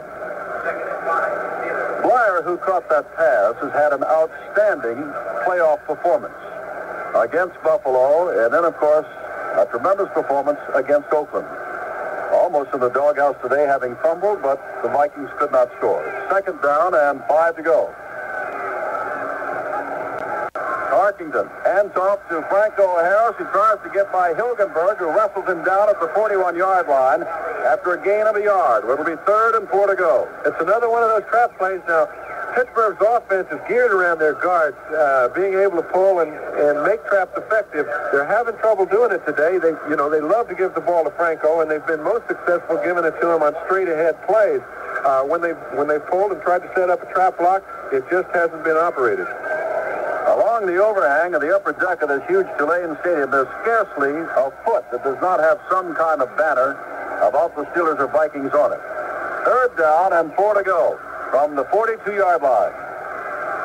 They've got to get the ball just across the 45, and Bradshaw's going to throw for it, throws out to Stallworth, and right there's Jackie Wallace in the backfield, smelling it out and making the vicious tackle of Stallworth. Well, I'll tell you, they ran one a little bit earlier, Jim, that was effective, and that time Jackie Wallace made the only play was going to keep it from being effective again. He beat the guard to the ball, and when I say that, they threw a quick screen out to Stallworth, but the guard couldn't get out, and Wallace beat him to Stallworth, and that was the end of the play. McCollum goes deep. Single safety now. As a deep man, Walden to kick the ball away, standing inside his own 25-yard line. 5:30 to go in this first half. Steelers 2, Vikings nothing. Each team trying to get some kind of drive together. Snap to Walden, kicks the ball away, drills it into the wind, sending McCollum way back inside the 15 to the 14-yard line. Comes back up to the 20, and down he goes there as Lynn Swan comes down to make the stop at the 14-yard line. Swan checks that on the man downfield. It was not Swan, but rather it was number 86 instead of 88, Reggie Garrett, another wide receiver. Garrett, a rookie out of Eastern Michigan, down very quickly to mark the ball at the 21st, down and 10. Now with 5:16 to go. Remember, starting February 1st here on NBC Radio, 14 times every weekend, we'll have Barry Tompkins with NBC Radio Sports. Tarkington from the 20. Takes the handoff, rolls to the right, looks, has time. Drills the ball for Gilliam, and a flag goes down as Blunt had his arms around Gilliam's head as the ball went by. It'll be a first down at the 35. A simple little roll out to the weak side in which Francis could either go to his tight end coming across. He was covered very well by both Ham and Lambert, and so he tried to go to Gilliam, who was going to trail Voigt.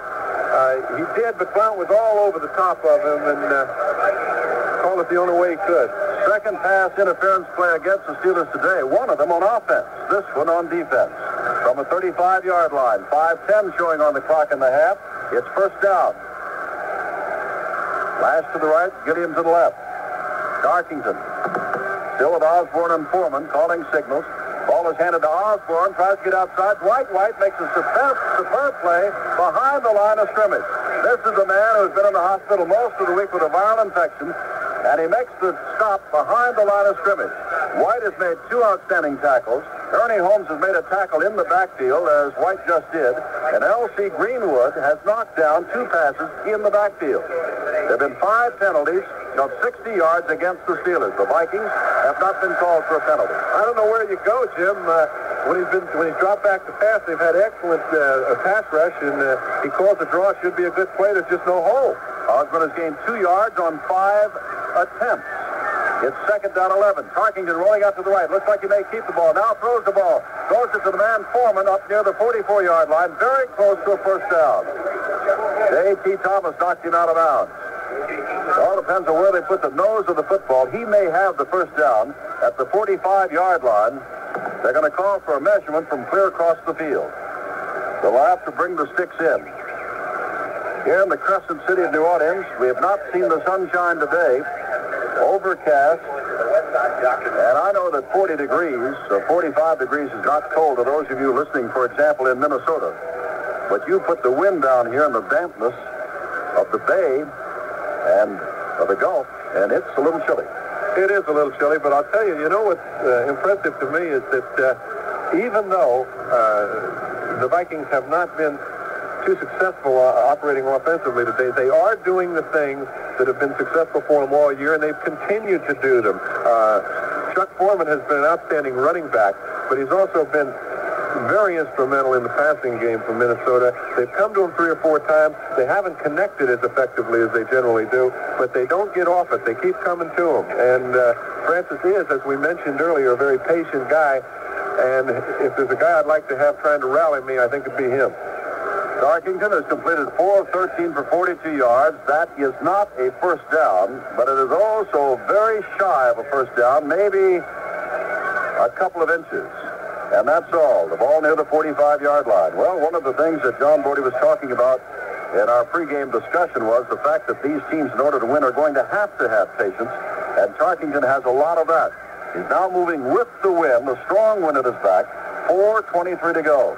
They brought in Kingsrider as the other tight end on this third down and short yardage situation.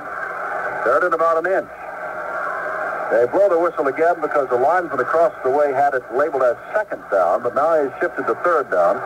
Third and about an inch. I wouldn't be at all surprised if Francis had a specific play for this short yardage situation. It's been very difficult to run the ball against Pittsburgh, so even if they were to make a first down, it's not like in the middle of a drive where they know they have something going. He may very well go for the long ball and try to get something going right now. After the whistle blew, Tarkington has taken his team back into the offensive huddle again, and again they come out. Boyd is the tight end on the left side. Kingsrider on the right side. Osborne and Foreman the setbacks. Tarkington hands the ball to Foreman, and Foreman's got the first down. Across the 45-yard line, picked up a yard on the play, and it's 1st and 10 from the 46-yard line. As the wide receivers come back in, Gilliam and Lash. And Kingsrider comes out along with Charlie Goodrum. Our score is 2-0 on a safety. Tarkington recovering the ball in the end zone and down there. Pittsburgh leads it. We've got 4:05 to go. There have been 2 field goal attempts by each team in which the ball was actually kicked, none of which were good from inside the 40. At one time, the Steelers tried, but mishandled the ball from center and couldn't get the kick off. Only one setback now. 3 wide receivers as Foreman comes out to set wide. Tarkington rolling to the right, under pressure, gets the ball away, and there's nobody there. This time, nobody within 20 yards, but there's no flag thrown either. Well, it's a judgment call on the referee's part. Now, if he was looking where I was looking, there was nobody at all in the area that Francis threw the ball. Somehow, if he didn't see it as clearly as he thought he needed to call it, that's another case. But obviously, Francis was throwing that one away. Well, the nearest receiver had to be 20 yards downfield at least, and the ball was just looped to an open space. And now it's 2nd down 10 from the 46. We've all thrown them away, Jim, and you can't blame one for doing that, but it sure is nice to get away with it. Charlie Goodrum has come in at left tackle now. Grady Alderman is out. Goodrum was the one with a muscle pull, and the Steeler fans, of course, figured there should have been a penalty there. 2nd down, Tarkington hands the ball to Foreman, who goes maybe a yard. And it will be 3rd down and 8 or 9 yards from the 47-yard line. Dwight White in on the tackle. Jack Lambert in on the tackle. Lambert gets up a little shaken up, hands on hip now, standing at midfield. He's the rookie out of Kent State that led the team in tackles this year with 119. What a find he was, coming out of tiny Kent State, 6'4", 215. If I was going to come out of a college, I'd like to come out and be the middle backer for the Pittsburgh Steelers, I'll tell you. Lash to the left, Gilliam to the left, flank, Foreman to the right. On 3rd and long, Osborne the lone setback. Tarkington goes back, looks for Foreman, off his hands, and he grabs it again as it comes down to him. 1st down, inside the 40-yard line at the 36-yard line. He was hit by J.T. Thomas. The ball popped up. Foreman kept his eyes on the ball, and as it came down, he held on to it. Foreman's been spread to the wide side of the field, putting two receivers on the other side 3 or 4 times earlier in the game. That's the first time Francis has come to him. I'm sure he found some defense that he liked, and I think you can look forward to Francis coming to him more. 17-yard pickup. High formation now. Flash to the right, Gilliam to the left. Ball is handed to Foreman at the line of scrimmage, and he breaks a couple of tackles at the line of scrimmage, but is hit just as he crosses the line of scrimmage by L.C. Greenwood. And he gets down to the 31-yard line. A pickup of 4, and it'll be 2nd down and 6. We're coming down to the 2-minute mark. In a ball game that's only seen 2 points scored so far, they'll not get another play away before the 2-minute mark, as there is the 2-minute mark. And time is out. Charkington walks over to the sidelines. 2 minutes to go. And we've got timeout on the field. And John Brodie, Minnesota, when you talk about Charkington dumping the ball out, it wasn't called, but for the Steelers and for the Vikings, for different reasons, that was a big non-call by the officials. Oh, you bet it was a big play. It kept the Vikings in a position where they could run a pass. And even though 2nd and 10 seems to be a passing down, on a day like today, it can be a draw down, it can be a sweep down, it can be most any kind of down. But 2nd down and 20 really puts you in a hole. He threw a beautiful ball to Foreman on the next play and hit him almost before Foreman turned around on the dead run. And fortunately, Chuck did get enough of the ball to be able to hang on. That's about the only way they're going to beat the Steelers is to execute. 2nd down and a long 6 when they come back. Jack Lambert comes back onto the field. Ed Marinaro comes into the backfield. Marinaro out of Cornell, 3rd-year man. Set all those records for the Ivy League for total rushing, but he's a fine pass catcher also. And as they're standing around the ball at the 31-yard line, with time still out, from New Orleans, let's pause 10 seconds for station identification.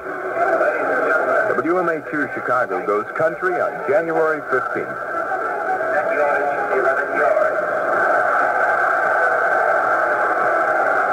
In 11 carries by Minnesota ball carriers thus far, in 11 carries, the Vikings have gained 11 yards. But Charkington has them moving now with the ball at the 31-yard line, and 2 minutes to try to get it across the goal line. They're down by 2. Only one wide receiver now. That's Gilliam wide to the left. Lash is flanked just outside the left tackle. Charkington back to throw. Looking, throws, and has Dubois, who goes out of bounds with the catch. Not a first down inside the 30 at the 27-yard line. It'll be 3rd down and short yardage to go. Seen an awful lot of formations that I haven't seen during the course of the regular season today, Jim, and they're trying to find a defense that Pittsburgh plays that they feel they can exploit. So far, they're having an awful lot of trouble doing that. Foreman back into the ball game now on 3rd down and about 2 to go. Wind is at the backs of Minnesota.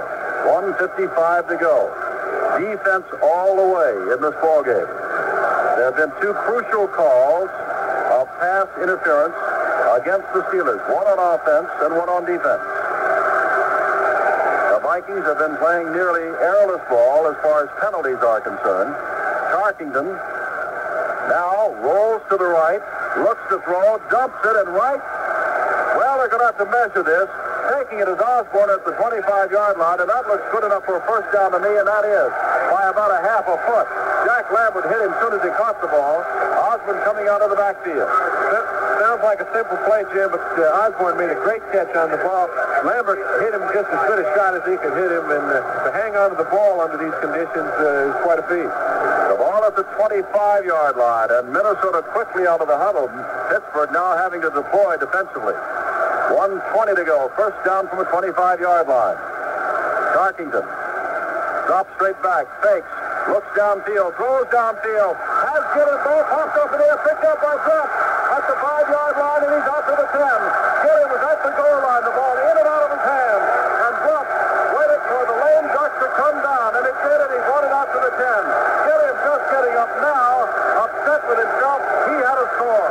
Well, he may be upset with himself. I think he's getting up because he just came through. This is just about as fine a lick as I have ever seen. The ball was finally thrown, and William had to jump for it, but then Glenn Edwards came in and absolutely annihilated him. I don't think there's a receiver in the world could have brought that ball down and held on to it. So credit Edwards is making the hit, and And Blunt was picking it out of midair. The interception of the afternoon. Brought back to the 9-yard line. Bradshaw with 107. Moving into now. Well, Bradshaw still with the ball. Running along the line of scrimmage. Still has it, and now is hit down at the line of scrimmage. Bradshaw handed the ball off. Everybody in the stadium thought to Franco Harris, but Harris did not have the ball. Bradshaw kept on to it, and the Vikings now call timeout. They want to bottle him up down here. Right, he tried very hard to hand the ball to Franco, but they couldn't quite make the handoff, and rather than take any chance, he just held on to the ball. You can see the broken play. It took him a bit to get him down, but he wasn't going to take any chances either. 56 seconds to go. We're in the first half of a 2-0 ball game. You had the feeling that the Vikings finally had it together, and maybe we would have a 3-2 at least halftime score. But that apparently was not to be. Vikings have taken one of their timeouts here. At halftime, we have a special guest for you. At halftime, we've got views from around the world for you. And at halftime, we've got the Band of Gold from Grambling College with a salute to the late Duke Ellington. From here in the heart of jazz land, where names like Al Hurd and Pete Fountain, they're your next-door neighbors down here in New Orleans. 56 seconds to go.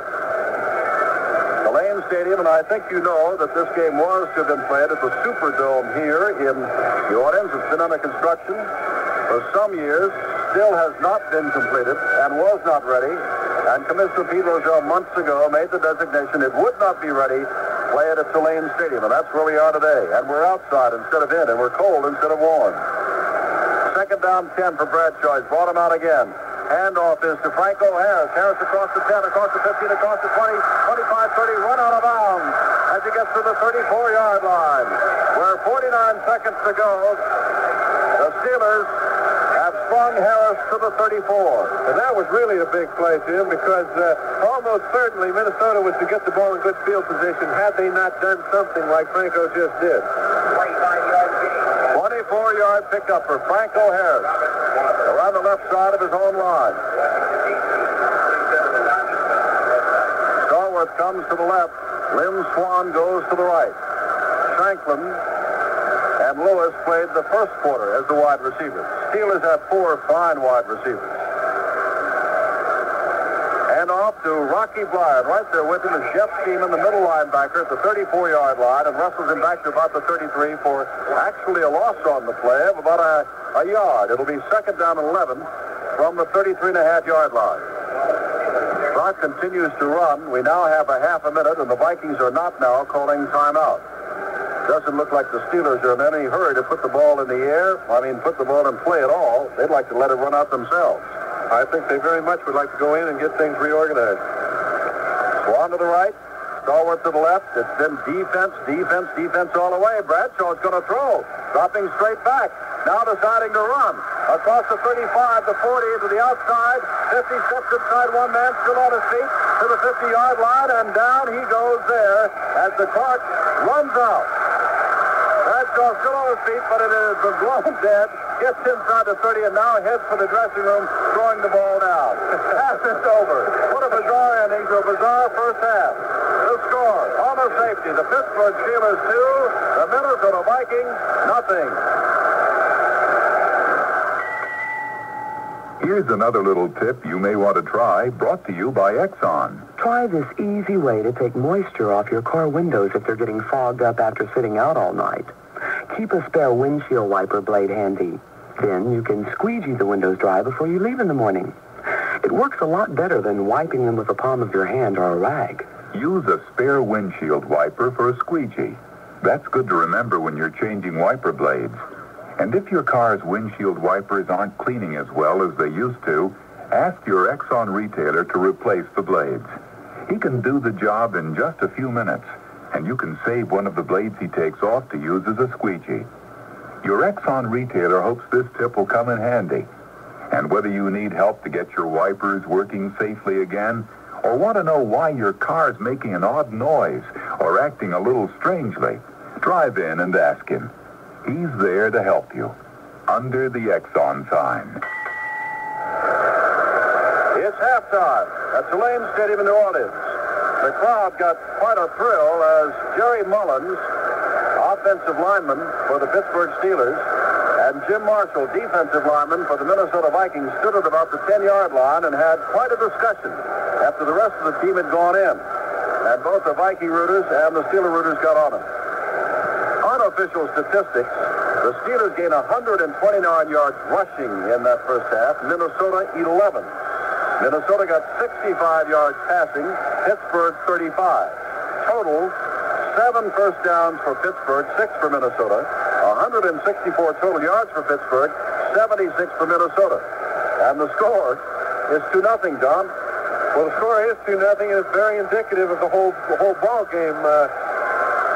Really, even though Pittsburgh has moved the ball on the ground, they haven't done it in critical situations, 3rd and 4, 2nd and 5. It's been tough for them to sustain any consistency on the ground, even though they have picked up as many yards as they have. And, you know, I think the winner is going to be the guy who comes up with a big play, because it just doesn't look like either offensive line is going to take charge of either defense. Well, here we are at halftime. A lot of activity across the field. Photographers crowding around. I don't know what the situation is, but these fans, if you'd been in the French Quarter of New Orleans last night, were quite something. I don't think too many of them got too much sleep. And they're out here, and of course, the Pittsburgh Steelers are in their first championship game in 42 years of existence. Art Rooney started this team back in 1933, and this is the first time he has gotten this far. The 74-year-old gentleman has a lot of rooters around the country and around the world, but in the upper Midwest, that cuts no ice with them, and they got a lot of ice to cut up in Minnesota because of the fact that their Vikings, who were just started in 1961, have been good enough to get to the Super Bowl 3 times in its 9-year history. In their prior 2 trips, they've not been able to win. They've only scored a touchdown in each of their prior 2 games, and that each by a 4-yard run. Well, we'll be back with more halftime activity after a 35-second pause for station identification. WMAQ Chicago goes country on January 15th. So, Mr. Construction Worker, driving to work all alone again, hey? What? Lonely, isn't it? What do you mean? Wouldn't you rather have someone to bunch up with on the trip? What for? You'd use less fuel, cut down on pollution, and there'd be someone to talk to. Nah, what would I talk about? What my wife makes me for lunch every day? Minced peanut butter sandwiches? Gee, I'd love to trade with an egg salad or a meatloaf. This appeal to bunch up is brought to you in the interest of clean air by downtown Chicago. Or cucumbers. And your local environmental protection agencies. Wait, what do you got, voice? Want to trade cheese, meatball, and banana, huh? This Wednesday, WMAQ Radio goes country. Country. Sitting on the back porch. To prepare for this change, we have compiled an extensive country music library. On Wednesday, we'll have at our fingertips all the great country hits of today and yesterday. As your requests come in, we'll continue to expand our library. Soon we'll be able to bring you all the country tunes you like the most. WMAQ Radio's award-winning news department at NBC News will be an important and integral part of the new WMAQ. Farm news, weather, sports news, play-by-play of the Chicago White Sox and Chicago Blackhawks, traffic information, consumer hotline, contests, and promotions that will never stop. These elements will make up total service from a total radio station. The time and conditions we feel are perfect. With a 50,000-watt clear channel signal extending 150 miles north of Milwaukee, east to Fort Wayne, Indiana, south to St. Louis, and west to nearly Des Moines, Iowa. And a nighttime signal covering 38 states and parts of Canada and Mexico. That's a big area. And we plan to serve it in a big way. Starting Wednesday, welcome to our world.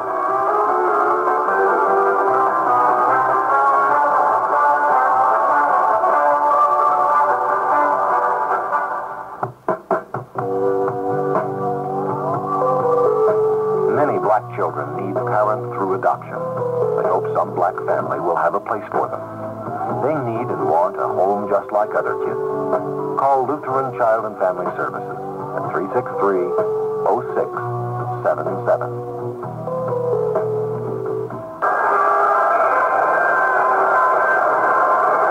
The skies in New Orleans grow darker. The wind grows colder. And the lights have been on since the game began. The Vikings will receive the second half kickoff, having kicked off to Pittsburgh to start the game. Steelers break out onto the field. They'll be kicking from left to right from the 35 as the last of the floats is about to disappear up the runway in the far left-hand corner of this huge Tulane Stadium, which today is packed with 80,997 spectators. 1,000 did not show up for one reason or another. We understand that 1,000 were left yesterday. Their charters snowed in Minneapolis. However, they could have gotten out this morning, and the 1,000 no-shows could have come from other people that, for various reasons, could not get in. Lloyd Girella will kick off with the wind from left to right. Sam McCollum and Brent McClanahan are deep. 2-0 our score. The Steelers as Girella approaches the ball and kicks it along the ground. Inside of 30, picked up there, bobbled there, bounced on. Bill Brown was the first to it. Jumped in to say who's got it. And the officials are saying that the Vikings fumbled the ball away to the Steelers. And you mentioned that Girella kicked the ball along the ground. He also kicked himself along the ground, Jimmy. He slid for 5 yards after he kicked it. Bill Brown tried to get it, but Marv Kellum, a rookie out of Wichita State, pounced on the ball at the 30-yard line. Bradshaw, the quarterback. Dwyer and Harris, the running back. Stallworth and Swan remain your wide receivers. Larry Brown, the tight end. Steelers with a great opportunity to hand the ball to Blyer, and he just does get to the 30, and that's all. Call it 2nd down and 10. Carl Eller right there to meet him, along with Roy Winston and Doug Sutherland. I hate to keep saying it's a key series, Jim, but the Vikes have been in this situation 5 or 6 times already today, and they've been equal to the task each time. Now, I don't know how much longer they can continue to play this way. Swan this time comes to the right, and Stallworth goes to the left. Bradshaw hands to Franco Harris. Big hole. Across the 20-yard line. The 15-yard line. Breaks to the outside. Inside the 10. Inside the 6-yard line goes Franco Harris. Carl Eller ran him out of bounds with Paul Kraus. Stallworth for a remarkable block along the long far side of the field. And it's pretty simple. If you get somebody down into that position enough times, they're going to break one. And when you have a back like Franco Harris, it's just a matter of time. Minnesota's been playing splendidly down there, and that's the first time that they've really broken something through. This is the first time anybody has been as close as the 6-yard line. The 24-yard run, the second 24-yard run of the game by Franco Harris, sets up 1st and goal to go at the 6. Swan to the right. Stallworth to the left. Ball is handed to Franco Harris, who's thrown back to the 9-yard line by Wally Hilgenberg and Jeff Seaman. Hilgenberg made a great play. It was a simple little counter play. Again, he read it all the way, and penetrated through the offensive lineman, and that's the sort of play that they've been making all day. Harris has gained 83 yards in 14 carries. Paul Kraus comes in. Gary Larson, a 5th defensive lineman, comes out on 2nd down and 9. From the 9. A loss of 3 in the last play. Stallworth left. Swan to the right. High formation. Now shifting out of the eye. Strong to the left. Bradshaw hands again to Harris. Mullins throws a remarkable block. He's at the 5. He scores! Jerry Mullins swung in loose with a tremendous block at the 6-yard line. First touchdown of the game. And it belongs to the Steelers and Franco Harris. Again, it's a simple case. They made another counter play and took a step to the right, moved on to the left, and as we mentioned earlier, the left side of their line is strong. Everybody got a piece, left, got him off, strung out along there, and when you do that for Franco, he's going to find a hole. A kickoff fumble, the kick along the ground set it up, and the Steelers move 30 yards in 4 plays. The last 9 by Franco Harris. Wall in the hole, Girella in to try the extra point. Flag goes down, the kick is up and it's good. Vikings may have been offside. They huddle with the officials to see whether or not they're going to take that penalty against whom it was. They're still standing down there, so it could be that it's against the Steelers for having done something. Bernie Ullman, the referee, coming out, and Vikings were offside. And the kick was good. But they were talking about it. Well, what happened was they blew the whistle before the ball was snapped. They had made contact before the ball was snapped, and the officials alertly just blew the whistle. Okay, so Gurley will try it again. This time about a yard closer. Walden sets up. Well, that was a dramatic touchdown set up by the kickoff, wasn't it? And in 4 plays, something he tried to do through 30 minutes of football, and a minute and a half they accomplished in the second half. They got a touchdown. Nobody had scored except defensively all the way through. Walden waits for the point after attempt snap. It's down. Gurley kicks the ball up. It is good. There's no flag. 13:25 to go, third quarter, and the score now is Pittsburgh 9 and Minnesota nothing.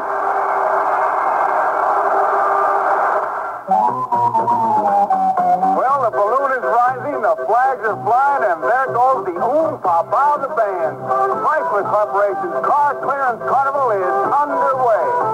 Hi, I'm Joe Garagiola, and for the next few weeks, I'll be your ringmaster, bringing you all kinds of great values on Chryslers, Plymouths, and Dodges.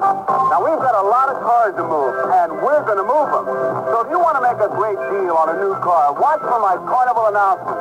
Stay on your toes now, because things will be happening fast. I mean, they're going to be happening fast. I'll be announcing cashback deals on new model cars, 72-hour trade-in bonuses on certain used cars. One of them may be yours. And there'll be all kinds of free offers, surprises, and a colossal Carnival sweepstakes. So make your plans to come to Chrysler Corporation's Car Clearance Carnival. It's going on at your Chrysler, Plymouth, and Dodge dealers. It's a carnival of values.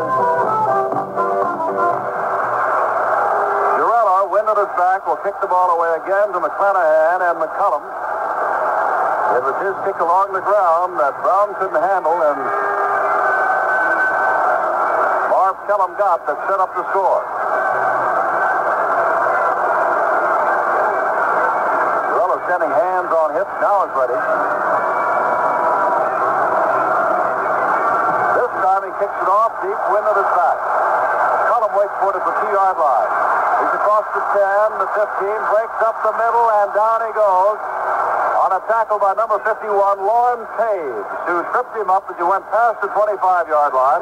He'll mark it at the 28. Well, it's first and 10 from there. Tarkington comes out with Foreman and Osborne in his backfield, and Gilliam and Lash the wide receivers, and Point the tight end. Dwight White has gone all the way today at defensive right end after they were thinking that perhaps he could not play because of a viral infection. Gilliam and Lash both wide to the right. Remember, Tarkington might be throwing on first down in a situation like this from the 28, but he's not. Handing off instead to Osborne, who got maybe a yard, and that's all. Ernie Holmes led the way. Number 63. Second down 9 from the 29. That defensive front four of the Steelers this afternoon has been remarkable. There's no doubt about that, Jim.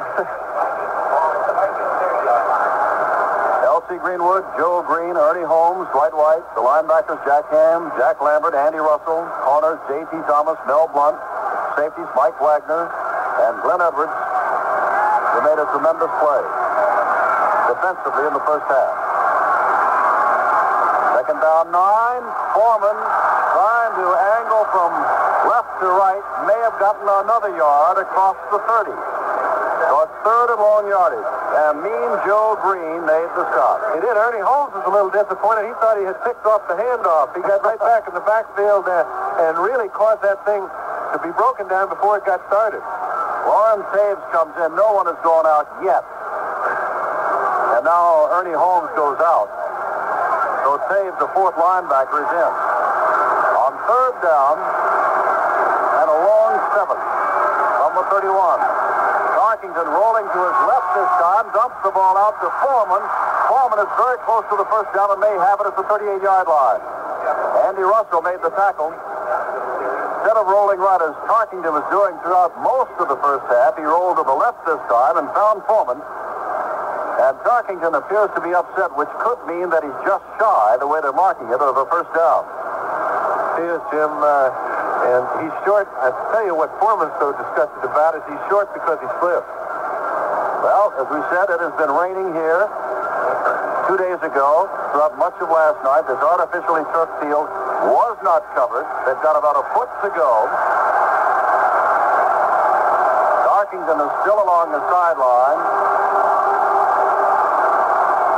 And he's coming, nope. He started back back out. Now he is coming back out. Bud Grant apparently has given them the go-ahead. You know, it's the funny thing, Jim. Bud Grant's been noted as a conservative coach. However, he's very willing to take calculated risks.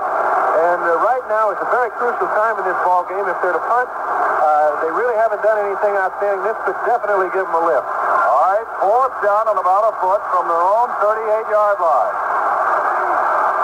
Foreman and Osborne set behind. Everybody else in tight. Two tight ends. Arkington calling the signal. Long count for Tarkington along the line of scrimmage. Still long, and now they began to move. On the long count, nobody's got the football, and the Steelers are in the backfield. And the whistles are blown. Now, did he take too much time, or did the Steelers jump offside? Or did the Vikings pull them offside? In my opinion, what their intention of doing was, Francis was going to come out, try and pull them offside. If they didn't take too much time, and then they would punt the ball away. I thought possibly they were going for it on fourth, but it just didn't look like it when they came to the line of scrimmage. Well, they're talking, and apparently they're going to mark it off against the Steelers. Now they're putting it back down, and some of the, well, it's still fourth down. Two of the offensive men, Lash and Gilliam, started on, and after all of the discussion, now the Vikings are grouping around an official saying, what happened? How come there was no play? Now it's still fourth down and inches, and now Eyeshide comes out. I'm sure that was the intention, Jim. They were going to try and get Pittsburgh to jump because they do want to keep control of the ball, but in this particular situation, they weren't willing to risk losing the ball. Signal, Brode. I was just thinking maybe that the Vikings were guilty of illegal procedure and the Steelers were offsetting penalty, but never saw that. Just a long time before they just jumped in and set the ball again, said it's still fourth down. Eyeshide, nevertheless, the gamble does not take place. Eyeshide in to kick the ball away, sails it high. Lynn Swan back at the 20-yard line. He's a fine punt returner trying to get outside. After him is Jeff Wright, cuts inside him, and Wright grabs him by the jersey and throws him down at the 26-yard line, where it'll be first and 10 for the Steelers from there. Timeout on the field. 11:16 to go in this ninth Super Bowl in the third quarter. Steelers 9, Vikings nothing. Hello, Charlie? Hello, Doris. Doris, what's all that noise? Oh, Charlie, I'm calling from the Midas shop. Now, hold on a second. I'm going to put on the Midas mask. Hello, sir. Your wife here insists that I read you our new Midas guarantee. Sir? Hello, sir? I'm listening. Oh, well, sir, a Midas guarantee is good on any Midas muffler we install.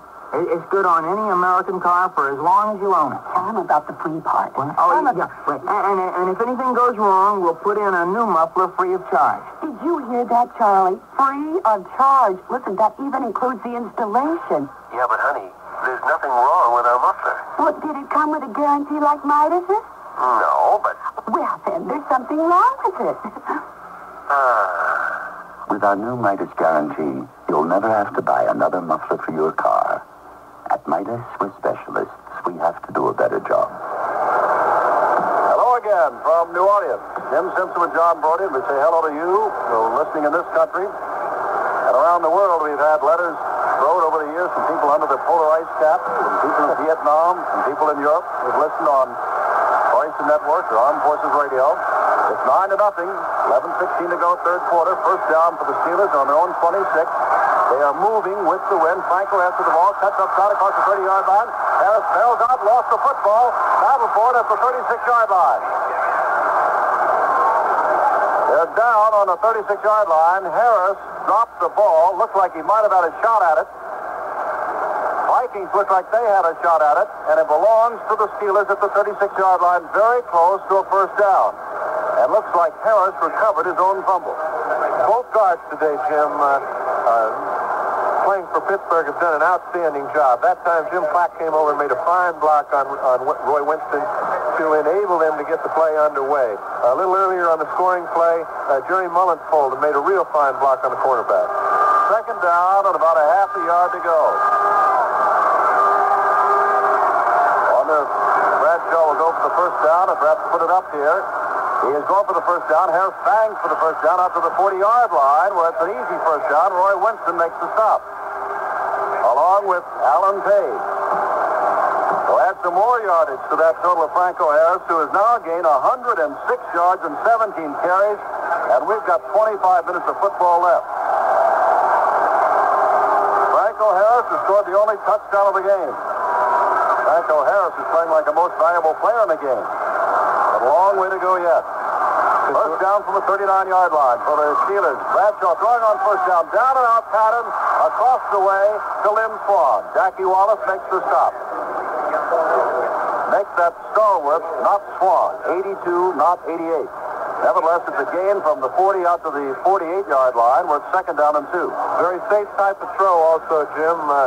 He got Jackie Wallace in a one-on-one situation where Wallace is respecting his feet, staying a little off him, just a short hitch pass. They're starting to mix the ball up and move it offensively now.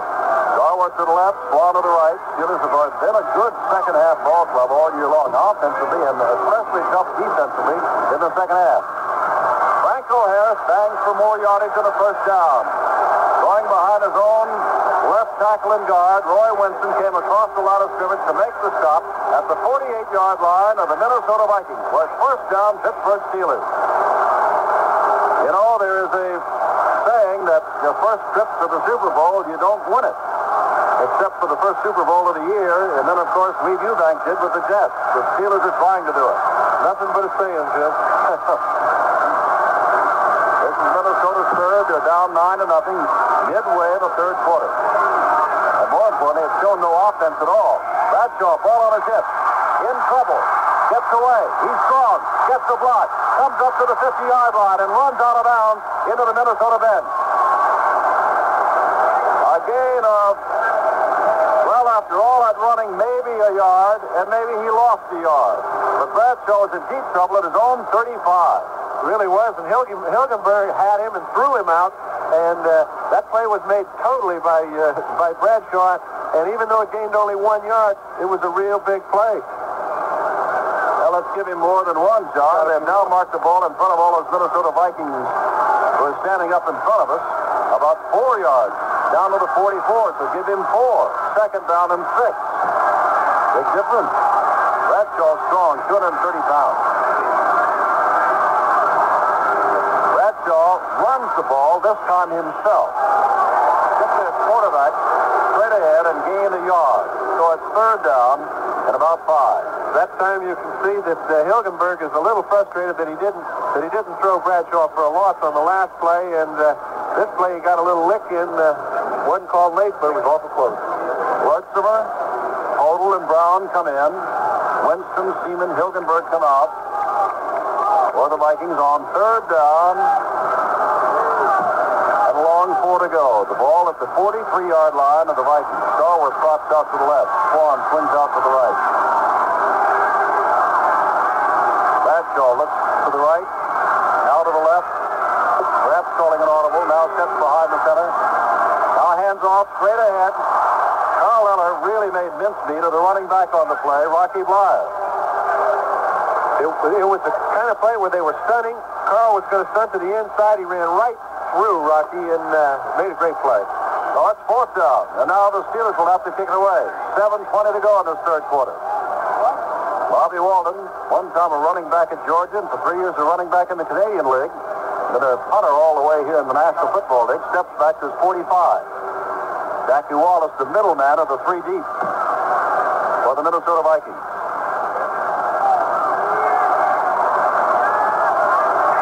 Snap.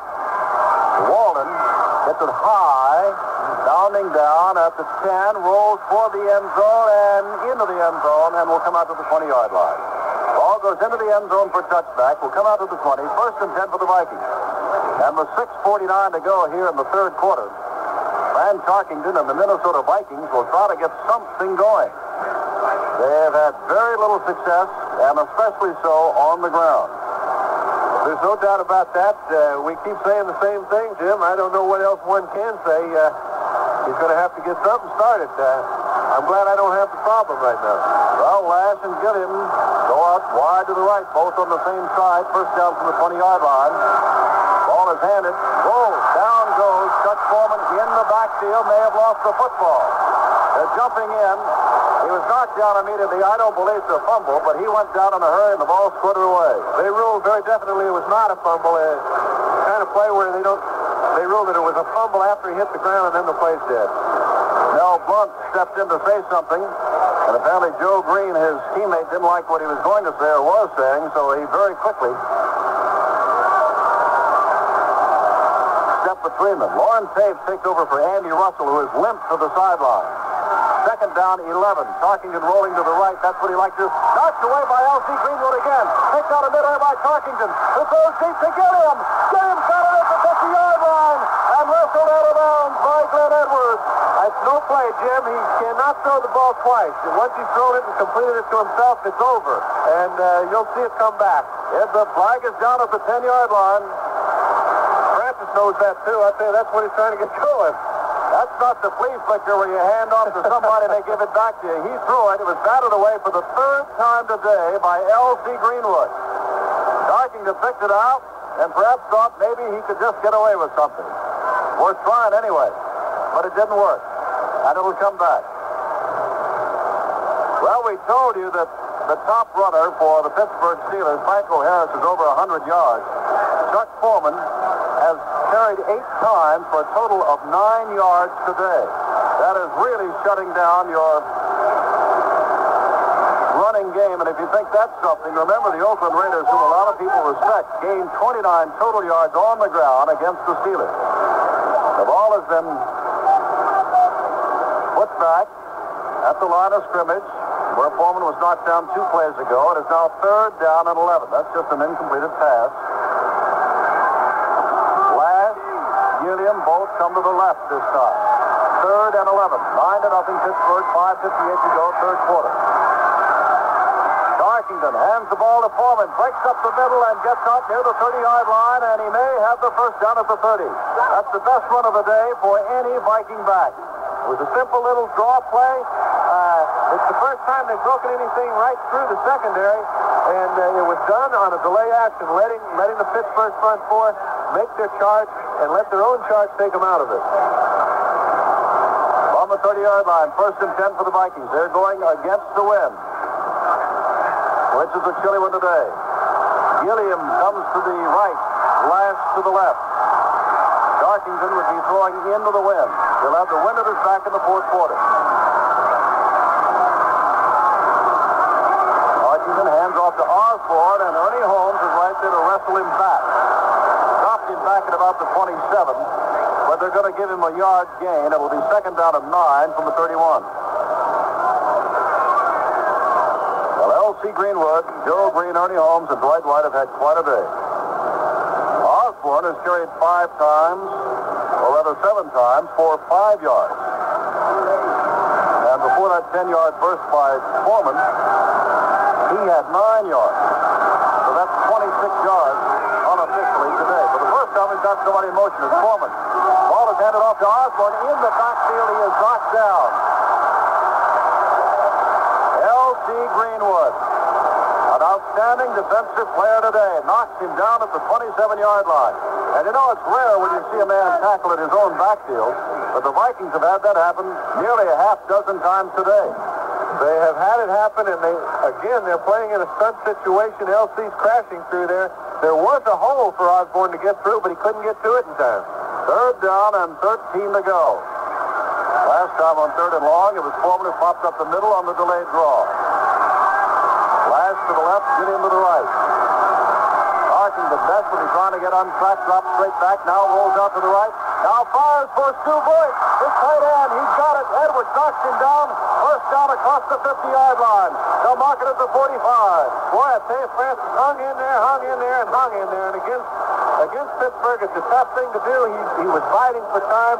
He came back. He didn't roll anywhere. He stood tough in the pocket, and he got clobbered after he threw the ball. And it was just just put the ball the only place it could have been thrown to get it completed. 28-yard pass to the tight end, Stu Boyd. That's the first time Tarkington has thrown to him all day long. Vikings now. First down at the 45 of Pittsburgh. Taves remains the right side linebacker. Andy Russell still along the sidelines. He lifts off. High formation for the Vikings in a 9-0 game. Tarkington hands to Foreman, and in the backfield, he is knocked down by Ed Bradley, who is in at middle linebacker, along with Jack Ham. Well, Bradley's taken over from Lambert in the middle, and we saw Russell limp over, and Taves play the right side, the weak side. Again, a tackle in the backfield of the Minnesota Vikings. It's second down and 12 from the 47. Last to the right and get him to the left. Back split about 10 yards in the backfield. Tarkington calling signals on second and long yardage. Rolls out to the left. Looks. Stands at the 50. Ball knocked up in the air. Picked up by Mean Joe Green. Green is down to the 45-yard line. The fourth pass today deflected off Tarkington, and it was picked out of midair by Mean Joe Green. Looked like Dwight White was the man that knocked it up in the air. Green was pursuing the play, trying to get in whatever he could. He was in a no man's land where somebody tipped the ball. Actually, Tarkington had Stu Boyd, who had gone against the grain and was open. It looks to me like there might be a penalty after the play. Yeah, it was. It was flipping. Flipping called against the Steelers. Takes it back to the 39, but they've got the football on the interception. Well, this Pittsburgh defense today has been awesome. 4 times now, Tarkington has had a pass deflected. Swan comes to the right, Stallworth to the left. 9-0 to score, 2:31 to go in the third quarter. Steelers trying to dominate here, get something going. Ball is headed. Franco Harris cuts out to the right side, the left tackle, gets across the 45 to the 46-yard line. Jeff Seaman and Paul Krause made the stop there. A gain of 7. It'll be second down and 3 for the Steelers, and Harris is running his way up toward 120 yards. 2:10 to go in the third quarter. Well, as Brodie said, John Brodie, it's only a saying you're not supposed to win the first time out. The Steelers haven't won it, but they're playing like they're the masters of the situation at the moment. Second down and 3 to go from the 46-yard line. Bradshaw hands to Harris straight ahead, and that is Alan Page that's got him around the ankles, and he picks up maybe a yard to the 47-yard line, where it's third down and a couple of yards to go. Franco Harris has gained 117 yards and 20 carries, and you and I can count, that's almost 6 yards a carry. Bradshaw looking, throwing, it is picked off by Jeff Seaman, the middle linebacker, who gets down to the 46-yard line, and just like that, the Vikings come back, but they were offside on the play. Flag down, Vikings offside. So rare have the Vikings had a penalty this afternoon, and this time when they had a chance to get back into the game, the offside penalty is called.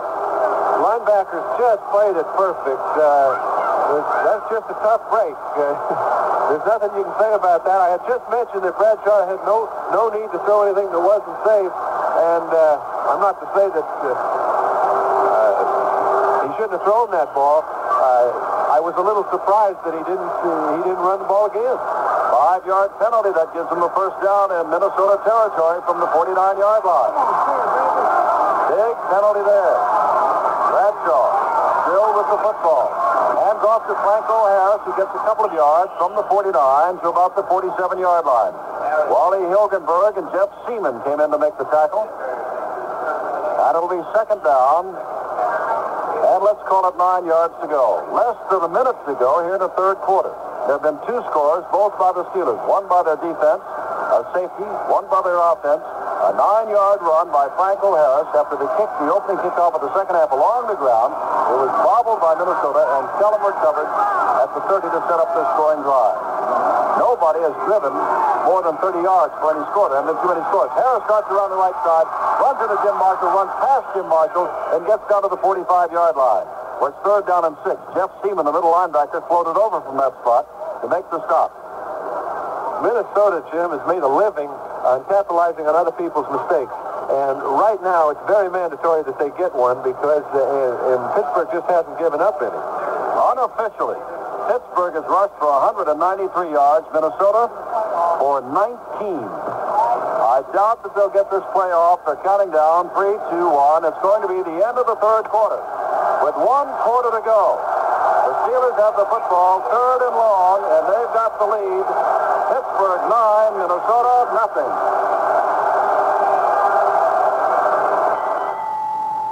Here's another little tip you may want to try. Brought to you by Exxon. If you want to measure something when there's no ruler handy, remember this. You have a ruler in your billfold. That's right.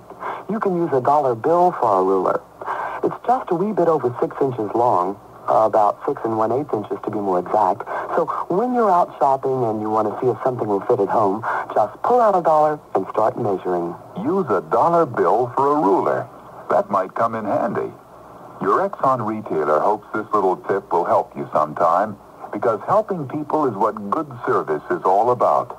For example, when your car starts making an odd noise or acting a little strangely, ask your Exxon retailer about it. He sees a lot of cars, so chances are he can give you some good ideas about what could be wrong, and he may even be able to fix it on the spot. So drive in and ask him. He's there to help you, under the Exxon sign. Jim Simpson, John Brodie, through 3 quarters of play, 235 yards total offense for Pittsburgh, unofficially. Minnesota, 118. 99 of Minnesota's 118 have been on Fran Tarkington's arm. 42, been passing by Bradshaw, 193, most of that by Franco Harris, along the ground. Pittsburgh has had the ball for 51 snaps from center, Minnesota 41. First down to 12-8 Pittsburgh, and the score is 9-0. It'll be 3rd down and 6 to go. And when the Vikings do get the football, be aware that in 14 games of the regular season, the Steeler defense allowed a total of 3 touchdowns and 3 field goals in the 4th quarter of 14 games. They get tougher instead of easier as time goes on. 3rd down and 6 for Bradshaw to 45 of Minnesota, and he's dropping straight back to pass. Bradshaw looking and throwing, and he's got Larry Brown, who cannot hold on to the ball at the 35-yard line. Terry Brown defending on the play, and now against the wind, Bobby Walden will have to kick the ball away. Bradshaw put the ball right on the money that time. It was a definite passing situation. He threw it was a good sideline pass, and just tough to hang on to. Jackie Wallace, a deep man. Sam McCollum now dashes out to join him as a double safety. Walden standing on his own 42-yard line. They are not playing him to kick the ball too deeply against that wind and with a 39-yard punting average. Walden gets the ball away, and it is not deep. It's going to hit at about the 22-yard line, and it's caught at the 23-yard line by Jackie Wallace. 1st and 10 from the 23. Well, the score, the timeout on the field is Pittsburgh 9 and Minnesota nothing. What cost no more today than it did back in 1966? The answer, RCA Color TV. A great value anytime. Super value starting tomorrow during RCA Super Value Day. You'll find exceptional savings on selected RCA XL 100 consoles. Magnificent furniture in a variety of style with color that's crisp, clear, and natural. Because they're RCA XL 100s, they're all 100% solid state for reliability. Take a look at RCA XL portables, too. As exciting as RCA's consoles. All 100% solid state. All with RCA's advanced Acculine picture tube system. Old-time values haven't all disappeared. Look for them starting tomorrow at participating RCA dealers during RCA Super Value Days. And take home a super value. One of our best buys in years. A 22-yard punt against the wind by Bobby Walden. And the wind is so important in any game, as John Brodie can tell you. And right now, with 14:48 to go, this final quarter, the Vikings have not been able to get anything going. At least will have the wind at their backs. Well, the situation has definitely been set. Francis is going to have to throw the ball almost exclusively, and under normal conditions, I wouldn't like to have him doing that against me, but these aren't normal conditions, and it's going to be tough. Flash and Foreman to the right, Gilliam to the left. Foreman is flanked out as the wide receiver. Osborne, the only setback. Tarkington on first down, dropping straight back to throw. Looking downfield to Foreman. Foreman has the football and is brought down by Ernie Holmes. Bouncing off a couple of linebackers, Taves and Ham. Bouncing back to about the 26-yard line and hit there by Ernie Holmes. They'll mark it at the 29, a gain of 5. Next out of 6, it's second down and 4. Foreman, as Sam Rosigliano and talking to John Brodie at halftime said, what a remarkable athlete and how versatile he is, that you can use him as a wide receiver. Flash comes to the right. Gilliam flanks inside of them to the right. Second down 4 from the 29. Foreman now running with the ball, and Blunt has him from behind, and they get him in the backfield again. Maybe he got back to the line of scrimmage. Certainly no more than that. Third down. The Pittsburgh defense has been swarming. That time, the right cornerback, Blunt, came up to make the play. Third down. Minnesota on third down conversions have been successful on 5 of 11. Dwight White is now out. Steve Furness is in. White has played most of the game. He had the viral problems. Jack Lambert has been out. Andy Russell has been out. In the middle and on the right side, with Lauren Taves and Ed Bradley playing. 2 of the 3 linebackers no longer in there for Pittsburgh. Third down and 4. Tarkington dropping straight back, looking. Has time, overthrows Foreman with Glenn Edwards almost having a shot at picking it off. Got one hand on the ball, and it's fourth down. Well, actually, Taves went out to help on the wide receiver, leaving Bradley alone with Foreman. So Francis was there the whole time trying to let Foreman find an open spot. Glenn Edwards came up and made the real fine play from his free safety position and forcing the ball to go over everybody's head. Tarkington is 10 of 23 for 105 yards, 2 interceptions. Lynn Swan has gone back with Glenn Edwards. They're standing at the 35. I shot at his own 15. Remember, he has the wind at his back. Gets one high and not too long.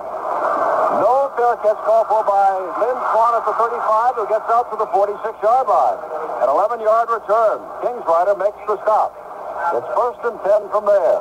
For the Steelers, with time now beginning to grind down. 9-0 our score. There's timeout on the field with the score. The Steelers 9 and the Vikings nothing.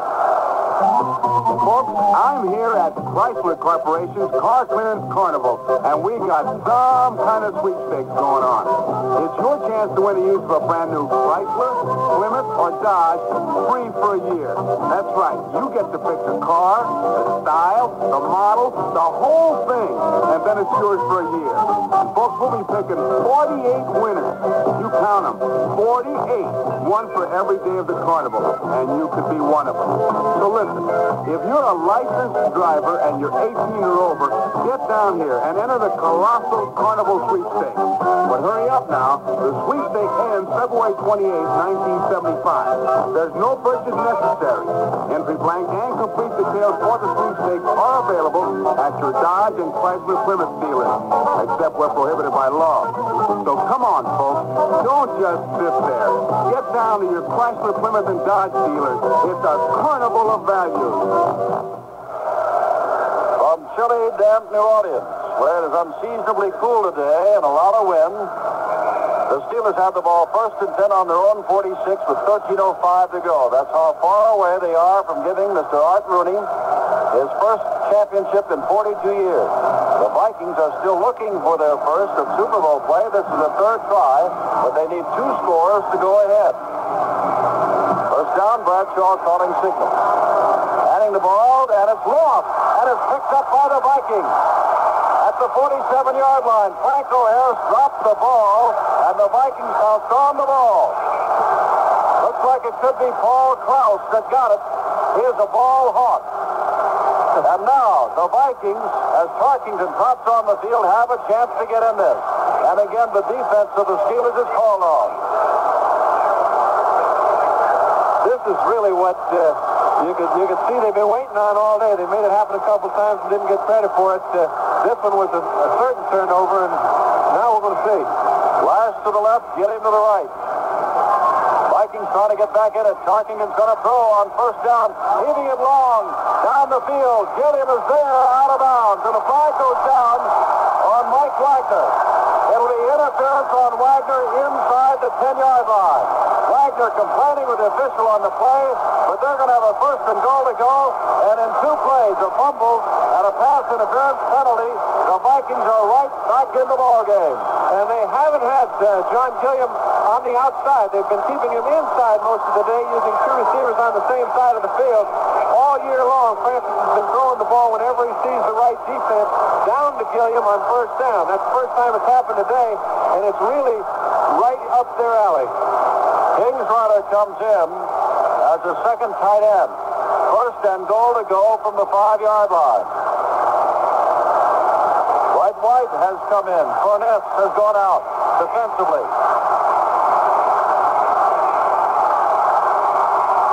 Darkington calling signals. Hands the ball to Foreman. Foreman gets inside the 5. A fumble on the play.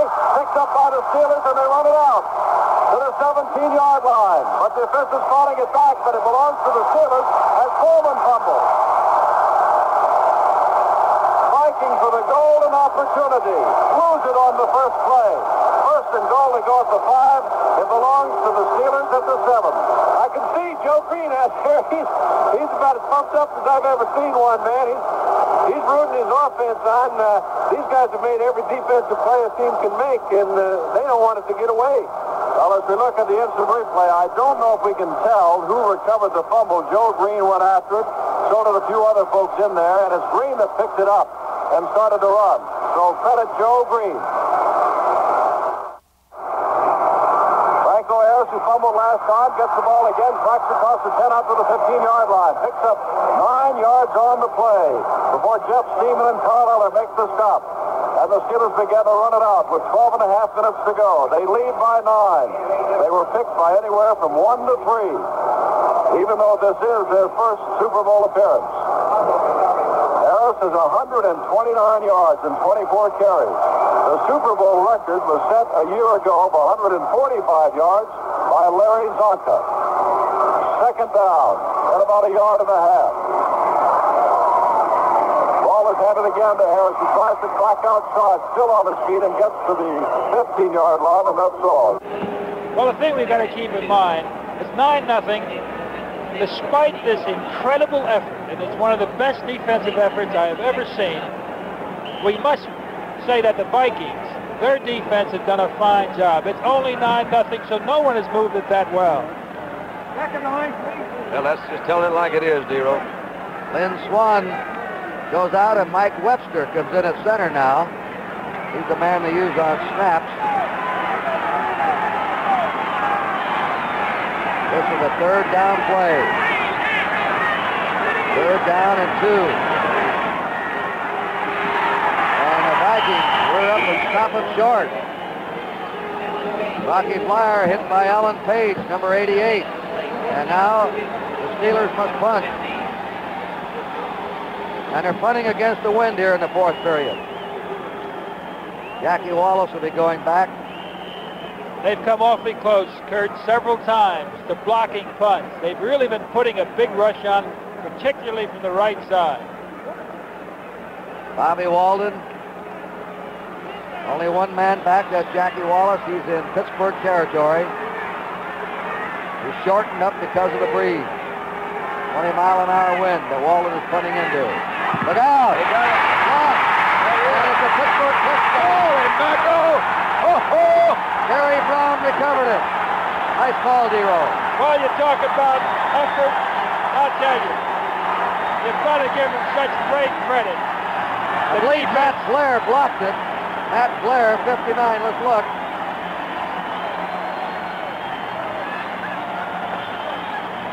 Matt Blair blocked the punt, and it's recovered in the end zone by Terry Brown. Blair was the same guy that made that good hit on the punt return a while ago. He comes in, number 59, really broke clean.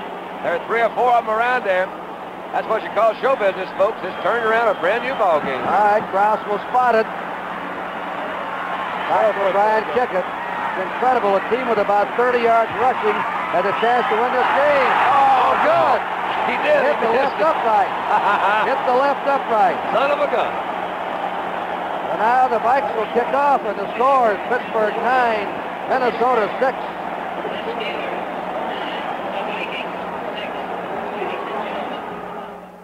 Has the ball hit the upright? It so does. It's 9-6. We may play all week yet. Whoa! There's timeout on the field. Fourth quarter, 10.5 minutes to go. Pittsburgh leads Minnesota 9-6. Some people ask you to wait an hour or two to have a muffler installed. Some may even ask you to wait all day. That's a waste of time. Because at Midas, we're geared to replace a muffler in 30 minutes or less, which is faster than any other place in town, for a very simple reason. Any other place installs mufflers as a sideline. At Midas, we do it for a living. We have to do a better job. If you drive a 1947 DeSoto into most places looking for a muffler, you'll get a lot of laughs. If you drive a 1947 DeSoto into a Midas shop looking for a muffler, you'll get a new muffler. Because we make it our business to have mufflers for almost any kind of car you're driving. In fact, we make mufflers for more than 1,700 car models. Midas, we install mufflers for a living. We have to do a better job. Jim Simpson with John Brodie in New Orleans. Cox will kick it off. Davis is standing out at the 12-yard line. Remember, to start the game in the second half, the Steelers kicked it low and got a fumble.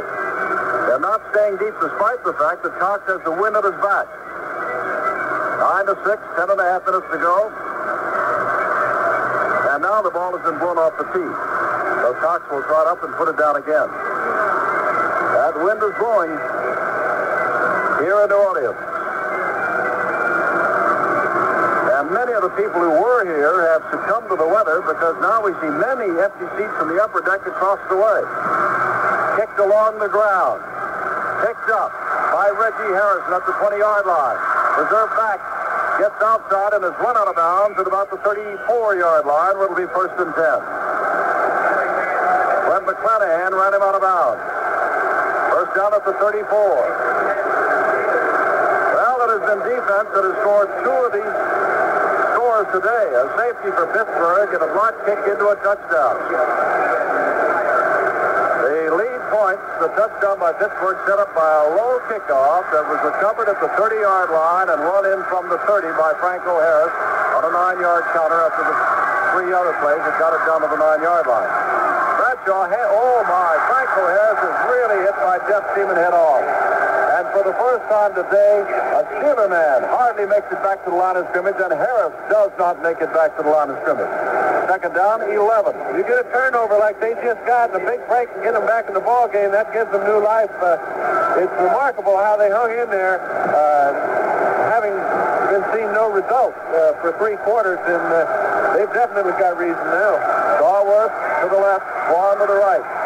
Second down, a little bit more than 10 yards to go. Bradshaw hands off to Franco Harris. Harris picks up yardage across the 40 and out to about the 42-yard line. It'll be third down and short yardage. Carl Eller came back to make the tackle. He did, but Jerry Mullen got out again, and he's made some good yards going to the left, each time by Jerry Mullen pulling and getting a good block on the linebacker. Third down and 2 to go from the 42-yard line. Clock continues to run. 9:20, 9-6 our score. Pittsburgh over Minnesota. Vaughn goes to the right. Stallworth comes to the left. Steelers moving against the strong wind. Bradshaw checking his line, now setting behind the center. Third short yardage, dropping back on 3rd and 2. Bradshaw's going to go long. Does, and it is caught by Larry Brown, the tight end. First down inside a 30-yard line. He dropped the ball, picked up by the Vikings, and going to them. Larry Brown on a first down. The Steelers are now arguing he was down before he dropped the ball. One official pointed one way, now the official said it belongs to the Steelers. The official in the background there, perhaps the back judge, said it belonged to the Vikings. But he was overruled. It belongs to the Steelers at the 29. I agree with the call in this case. Larry Brown was putting the ball away. He was actually down. The whistle was blown. And the man who called it was from from the back where he could see that Brown was down before the ball was released. He was from upfield behind the offensive players. The back judge, far down the field, called it, and he was looking through a gaggle of Minnesota defenders. On first down at the 28-yard line. Stallworth left, Swan to the right. And now, the Viking fans again. The first and 10 going we've heard this afternoon. Flyers, second man through, gets inside the 25-yard line, and the flag is down, and the Vikings may have been moving. Rouse made the tackle. It is the Vikings. Motion call against the Steelers. It'll bring it back. It also looked like it might have been a legal procedure. Nope, it's strictly motion called against the Steelers. From the 28 to the 33 it goes. So it's first and 15 from there. 8 penalties for 123 yards this afternoon against the Steelers. That's a lot of yardage. 8:48 to go. 9-6 Pittsburgh. Swan pops out to the right. Stallworth gallops to the left. On first down 15.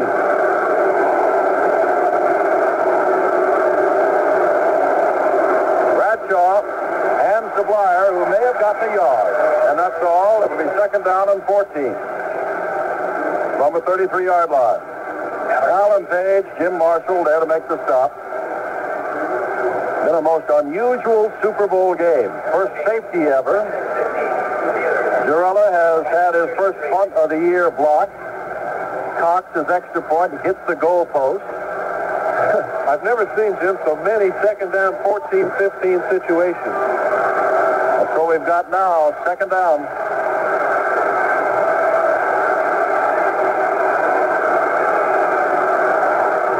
Bradshaw hands to Blyer. Big hole for Blyer. Blyer cuts the secondary. Has the first down. Down to the 15-yard line. Paul Krause and Jeff Wright made the stop. Big hole for Rocky Blyer. They've used Rocky Blyer very sparingly. On this play, they send Franco Harris, who has been getting most of the action lately, right up the middle, handed on a counter play to Rocky Blyer. He found the hole, made a nice run. They marked the ball back a yard at the 16-yard line. Swan right, Stallworth left. Big Franco Harris hadn't been called on his last series of plays. He's been Blyer. Harris now splits a couple of yards more to the right. And this time he gets the ball on a misdirected play and pounds down inside the 15.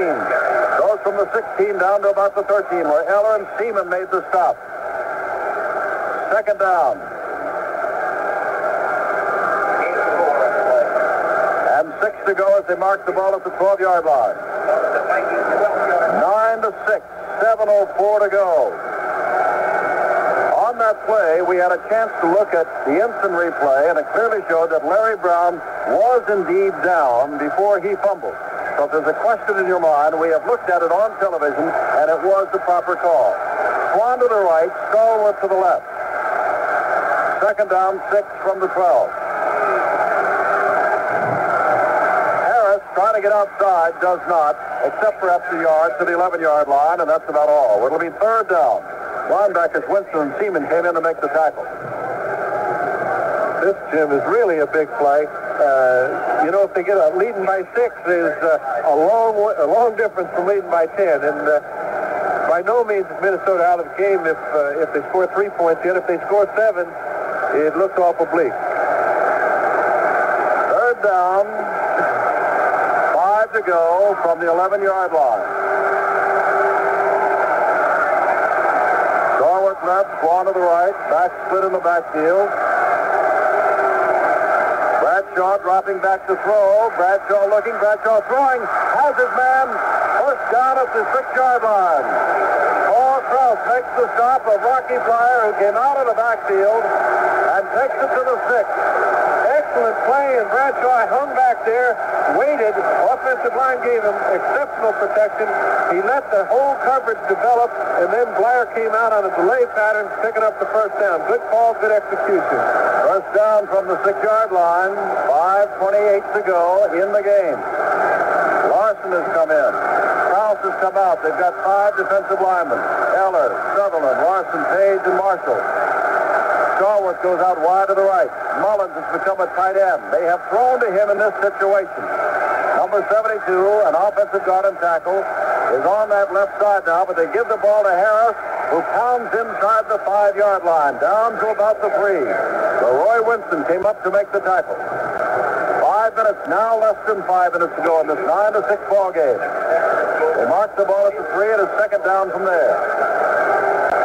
Swan comes back in. Stallworth goes out. Perhaps Chuck Noll at this point is calling plays from the bench. Mullins, 72, remains a tight end on the left side. Earlier this year in a playoff game against Buffalo, they threw him a little 7-yard pass for a touchdown. And now Mullins splits out about 5 yards on that left side. Bradshaw calling signals on second down from the 3-yard line.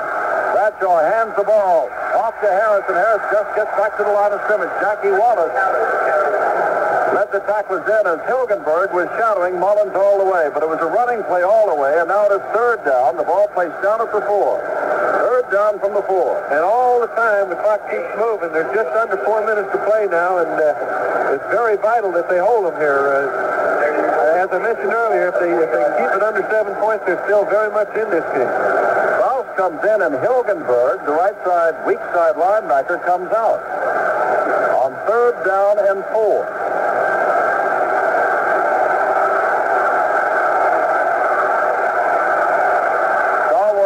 In to the left.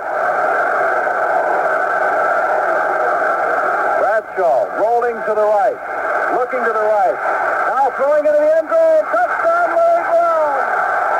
Bradshaw brings them all the way. The final 4 yards to Larry Brown, the tight end. Bradshaw made a great play, Jim. He rolled out to his right, brought the defensive linebackers up, and Brown just found a hole in there, and I tell you, got the solid arm as Bradshaw. He just absolutely bulleted that ball in there. I think he stuck it in it. 66 yards, 11 plays, by far and away the longest drive of the day for either team, and it came when the Steelers had to have it, and when the Vikings could ill afford to allow it to happen. But it did happen. 66 yards, Bradshaw moved the ball with 2 important strikes to Larry Brown. One for first down on 3rd and 14, another on 3rd down and 4. He found Larry Brown in the end zone just after the Vikings had put in a 5th defensive back.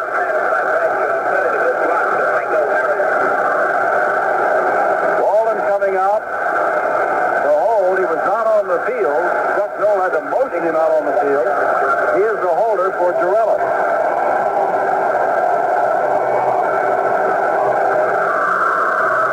Waiting for the stop for center. 3:31 to go in the game. Here's the snap and the kick, and it was good. And with 3:31 to go in the game, the Steelers 16, the Minnesota Vikings 6.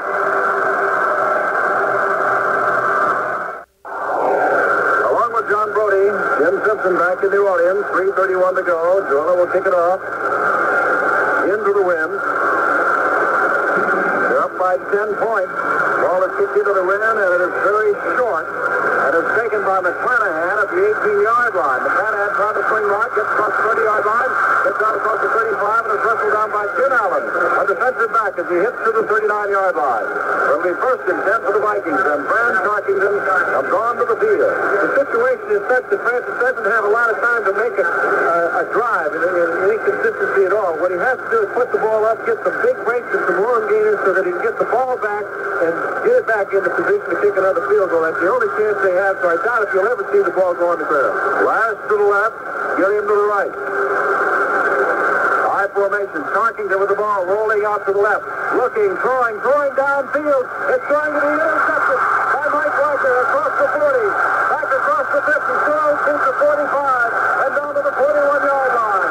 Guarnieri makes the stop, and the Steelers with a 10-point lead and 3:07 to go have the ball after having used up 7 minutes and 2 seconds with their other drive. Wagner picks off the 3rd pass from Fran Tarkington, who's had at least 4 deflected this afternoon, let alone the 3 that have been intercepted. And that turnovers for the Vikings this afternoon.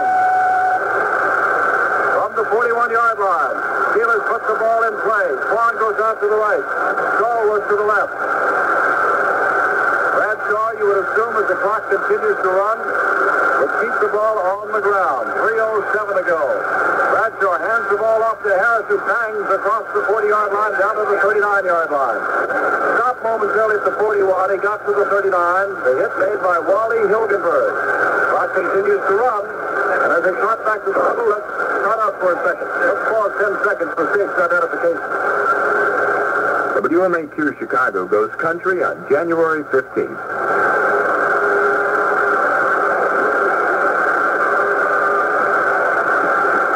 Swan goes to the right, Stallworth left, 2:35 and counting to go. Second down and 8 for the Steelers. Bradshaw calling signals, gives to big Franco Harris. Harris is dragged down by Jim Marshall. He picks up another yard, and it's 3rd down and 7 to go. Well, it's not over yet. But if the Vikings have to go back with yet a 3rd Super Bowl defeat, their second in as many years, it will indeed be a bitter pill to swallow. As far as the Steelers are concerned, if Mr. Art Rooney wins in their first attempt, the Steelers will have a wonderful winner, won't they? There's the 2-minute mark. 2 minutes to go. The ball on the 38-yard line. And Bradshaw walks slowly to the sideline. Franco Harris unofficially has broken Larry Zonka's record of a year ago. In 33 attempts a year ago, Zonka gained 145 yards. In 33 attempts this year, Harris 146 yards. Well, you're going to be hearing, if we have time, from the dressing rooms once this game is over. That is where John Brodie is gone right now. But if we don't have a chance to tell you, in the first quarter, the Steelers, who had the pressure on all the way, missed a 38-yard field goal and then failed to get off a 33-yard attempt when the ball was dropped by the holder Walden. Then Dwyer fumbled for the Steelers inside the 20-yard line. The Vikings got it. And Cox tried a field goal from the 39-yard line that was no good. So there was no blood. So late in the second quarter, Francis Starkington recovered a fumble in the Minnesota backfield in the end zone. He was pounced on for a safety and a half, ended 2-0. In the third quarter, Gorella kicked off with the ball along the field. Bill Brown and company, the Vikings could not handle it. And it was recovered at the 30-yard line by Kellum. 4 plays later, Franco Harris ran it in from the 9 to make it 9-0. And then with 10:33 to go in the fourth quarter, the Vikings blocked their first Bobby Walden kick of the year. That has been blocked, turned it into a touchdown, but Cox missed the extra point when it hit the goalpost. That made it 9-6. He just heard the last pass to Larry Brown to make it 16-6. And of course, the result of interception by Mike Wagner. Now 3rd down. The ball is handed to Franco Harris, trying to get outside across the 40-yard line. He's got the 30, he's got a first down, and he's got that record by 20 now as Harris goes inside the 25-yard line. Hilgenberg makes the stop. First down for the Steelers. Clock continues to run. 1:45 to go, and Harris is well over the 150-yard mark now. And now the Vikings are going to call timeout with 1:40 to go. Jeff Seaman, middle linebacker, walks to the sideline, and how many of the fans began to leave Tulane Stadium? 80,997 here. And back in frigid Minnesota, I'm sure many of the loyal Viking fans are saying this just hasn't been our weekend. Started out with a snowstorm. Many Viking fans were snowed in, could not get down here. 6 charter planes were left on the ground yesterday. The Vikings came down here underdogs by perhaps 2 points, but down by 10 at the moment, and their only score, a blocked punt. They have not come close to scoring on their own, except when Gilliam was interfered with at the 5-yard line, and they could not turn that in to a score as Chuck Foreman fumbled on the first play. From the 23-yard line now, 1:40 to go. Confetti begins to ring itself down on this Tulane Stadium. Many of the 80,000 plus have gone. First down from the 23-yard line. Bradshaw at the line of scrimmage. Bradshaw hands to Rocky Blyar. Blyar picks up big yardage across the 20, inside the 20, down to about the 17-yard line.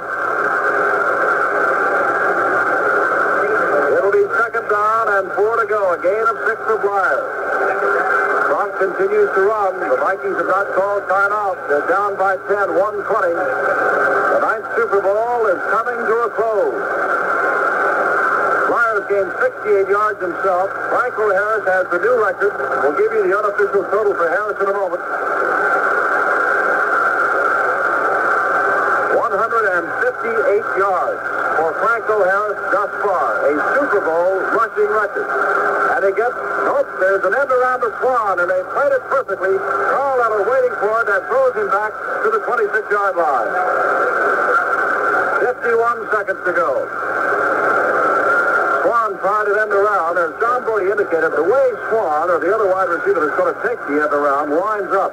It's almost a tip-off to the defense that here he comes. Time has been called by the Vikings. With 51 seconds to go.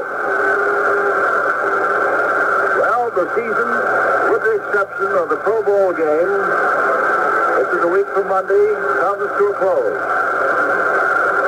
And for Mr. Art Rooney, owner of the Pittsburgh Steelers, age 74, when asked if the Steelers did win today, how he would celebrate, he said, "I'll just light up a cigar." He is 51 seconds away from lighting up a cigar. As Bud Grant said when asked before this game, how do you feel losing 2 Super Bowls, the only man ever to have done that? He said, well, you go home, you lie behind a log, you put a cloth in your mouth, and you hope for another shot. Well, apparently Bud Grant's going to have to go home and lie behind a log again and put the cloth in his mouth and hope for a 4th shot, because apparently 10 points down with 51 seconds to go. Apparently he has lost in his 3rd attempt. Both defenses have been awesome today. Both defenses have scored today. But, of course, the Minnesota running game has not been able to come up with much at all today, and that has been the big story. Remember, everybody says, establish a running game. Unofficially, the Vikings have rushed for 19 yards today. Rocky Blyer with the football, blockers in front of him, gets inside the 20-yard line. It'll be 4th down from the 17-yard line with 41 seconds to go. And time called, and that's the 3rd and last time out of the Minnesota Vikings. They may get the football back. But if they do, they'll only have 41 seconds or less and no timeouts left. Now, Terry Bradshaw is going over. On 4th down and 4, you want to run the football for the 1st down. And if you don't get it, they can't stop the clock. I would imagine that's what they're going to do, because if they tried for a field goal, to add 3 more points, that would automatically stop the clock. And what if it was blocked, or what if you didn't make it? So why not run it one more time? Because almost before the Vikings can get on the field and get another play off, time will have run out. Ball is at the 17-yard line. Steelers huddling at the 30-yard line, and the Steeler fans have come down along the edge of the field, and they will really, you'll hear from them once this ball game is over. They've waited 42 years for a championship of the Steelers in Pittsburgh, and it looks like they've got it. 4th down and 4. The ball is handed to Blyer. Blyer's knocked down in the backfield by Jim Marshall. That stops the clock. Change of possession at the 22-yard line. Vikings rush out. 37 seconds to go. It'll be 1st down there. They'll wait till the Vikings get set. And the Steeler defense comes on the field, patting the hands of the Steeler offense as it goes off the field. Steve Furness has played much of the second half with Dwight White finally succumbing, or apparently tired, but White, who has been in the hospital nearly all week long, played a tremendous game. So did Ernie Holmes, Joe Green, and L.C. Greenwood. Absolutely tremendous. Lambert and Russell have not been in there. As in Bradley and Taves, here is Tarkington back to throw a swing pass over the head. It was tipped again by L.C. Greenwood. And by personal count, that's the 4th deflection for Greenwood alone this afternoon. That stopped the clock with 33 seconds to go. 2nd down and 10 to go from the 23. In quickly for the first time today comes Oscar Reed into the backfield, number 32. Tarkington is 10 for 25 for 105 yards, and he has been intercepted 3 times this afternoon. And he has had at least a half a dozen balls deflected this afternoon. Oscar Reed now in the backfield with Foreman. The ball is handoff to Oscar Reed at the 15-yard line on the left side, and Lawrence Hayes is right there with him and buries him at the 20, and that probably will be it unless the Vikings really huddle in a hurry, because the clock is running and there's no way they can stop it. Some of the Vikings are looking around to shake hands, and they're going to count it down. Vikings now going to get another play off. Alan Page out on the field. He's a defensive man. He's headed to the dugout. He and the rest of the Minnesota Vikings say it is all over. That's it. The Steelers' first time in 42 years of championship. Minnesota, for the third time in 9 years in a Super Bowl, goes home a loser. And for the third time held to a single touchdown. This one scored by the defense. The final score of Super Bowl IX, Pittsburgh 16, Minnesota 6.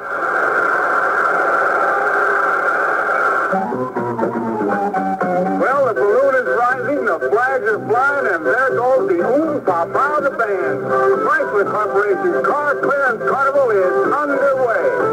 Hi, I'm Joe Garrishow, and for the next few weeks, I'll be your ringmaster, bringing you all kinds of great values on Chrysler, Plymouth, and Dodge. Now, we've got a lot of cars to move, and we're going to move them. So if you want to make a great deal on a new car, watch for my Carnival announcements. You stay on your toes now, because things will be happening fast. I mean they're going to be happening fast. I'll be announcing cashback deals on new model cars, 72-hour trade-in bonuses on certain used cars. One of them may be yours. And there'll be all kinds of free offers, surprises, and a colossal Carnival sweepstakes. So make your plans to come to Chrysler Corporation's Car Clearance Carnival. Is going on at your Chrysler, Plymouth, and Dodge dealers. It's a carnival of values. Jim Simpson with John Brodie, and the teams are just now beginning to make their way up through the tunnel. And we hope to be able to remain on the air, because I'm sure many of you around the country and around the world would like to hear what is being said, especially in the Pittsburgh dressing room, where they have every reason to be proud, not only of their defense, but of their offense. Because late in the ball game, when they blocked the kick of Bobby Walden and came within 9-6, the ball game clearly was up for grabs. But it was at that time that the Pittsburgh offense finally took over, and Terry Bradshaw drove them 66 yards, using up 7 minutes and 2 seconds of the clock, and throwing the final 4 yards, a bullet pass into the arms of tight end Larry Brown. And so the day belongs to the Pittsburgh Steelers. And so the day belongs to their owner, Mr. Art Rooney. And so in the upper Midwest of our country, and wherever Viking fans are around the world, it's the third time in 9 years that they have settled back to say, well, there's next year. And this means that out of 9 Super Bowl games, 6 have been won by the American Football Conference. This means that the last 3 have been won by the American Football Conference, and 6 of the last 7 have been won by the American Football Conference. We can look into the Steeler dressing room now as a television monitor. He is in our radio booth. We see Reggie Harrison walking in, Mr. Art Rooney shaking hands with everybody. He is there to greet them. Jerry Mullins, who made several superior blocks today, coming in. Propping it up is Reggie Harrison. Glenn Edwards comes over to say hello. And there's a jubilant scene in that Pittsburgh dressing room. And the 1974 season is over, and so is the 1975 Super Bowl. Some of the Steelers are still having a little difficulty in getting to the dressing room. We'll repeat again. The touchdowns in this ball game were scored, and there was a safety, were scored by Franco Harris, who today broke all Super Bowl rushing records with 158 yards from 9 yards out and on the 4-yard pass. The only Minnesota touchdown was scored when Blair dropped the kick, and Terry Brown picked it up in the end zone. He blocked the kick, and Brown picked it up in the end zone, and that's the only time that Minnesota scored. So the final score is 16-6. It is bedlam down in the dressing room of the Steelers, the only ones that we're privileged to see by way of television in a booth. And I'm sure it's just the opposite in the Minnesota Vikings dressing room. The Vikings with Fran Tarkington, the amazing Chuck Foreman, who can catch passes, who can run with the ball, and today a great deal of the time was used as a wide receiver, and the Purple People Eaters defense. The defense, a lot of people said, was too old. Certainly held its own today and kept holding in there and hanging in there regardless of the situation. And they're able to hang in, but the offense just could not move against the Steeler defense. And when all is said and done, and they'll talk a lot about Franco Harris tomorrow, you've got to talk about the pass deflections of L.C. Greenwood. The hard line play of Joe Green and Ernie Holmes that time and again dumped the Minnesota backs in their own backfield and unofficially held them to just 19 yards. And the courage of Dwight White, who came out of the hospital for a second time this week to play all of the first half and a great deal of the second half, despite the fact he's been bothered by viral ailments. We saw Andy Russell, the outside, weak side linebacker, limp to the sidelines. We saw Lauren Taves come in and take over his place. We did not see Jack Lambert in the middle get hurt. But Lambert did not play the last quarter. Ed Bradley, a reserve, did. So the Steelers were using Jack Ham, their all-pro regular, Ed Bradley, and Lauren Taves as their linebackers. Their three linebackers, three of their strengths, two of the three were gone. For a moment, we're going to be going down to the Steeler dressing room. And the Super Bowl, many people will say, again, it was conservatively played. Remember last year, Minnesota and Miami. Miami scored on the first two drives it had, and thereafter, it was a game that many people called a crashing bore. This game at halftime was 2-0, but I don't think anybody could call this game a crashing bore. That is, unless you fail to look at defenses.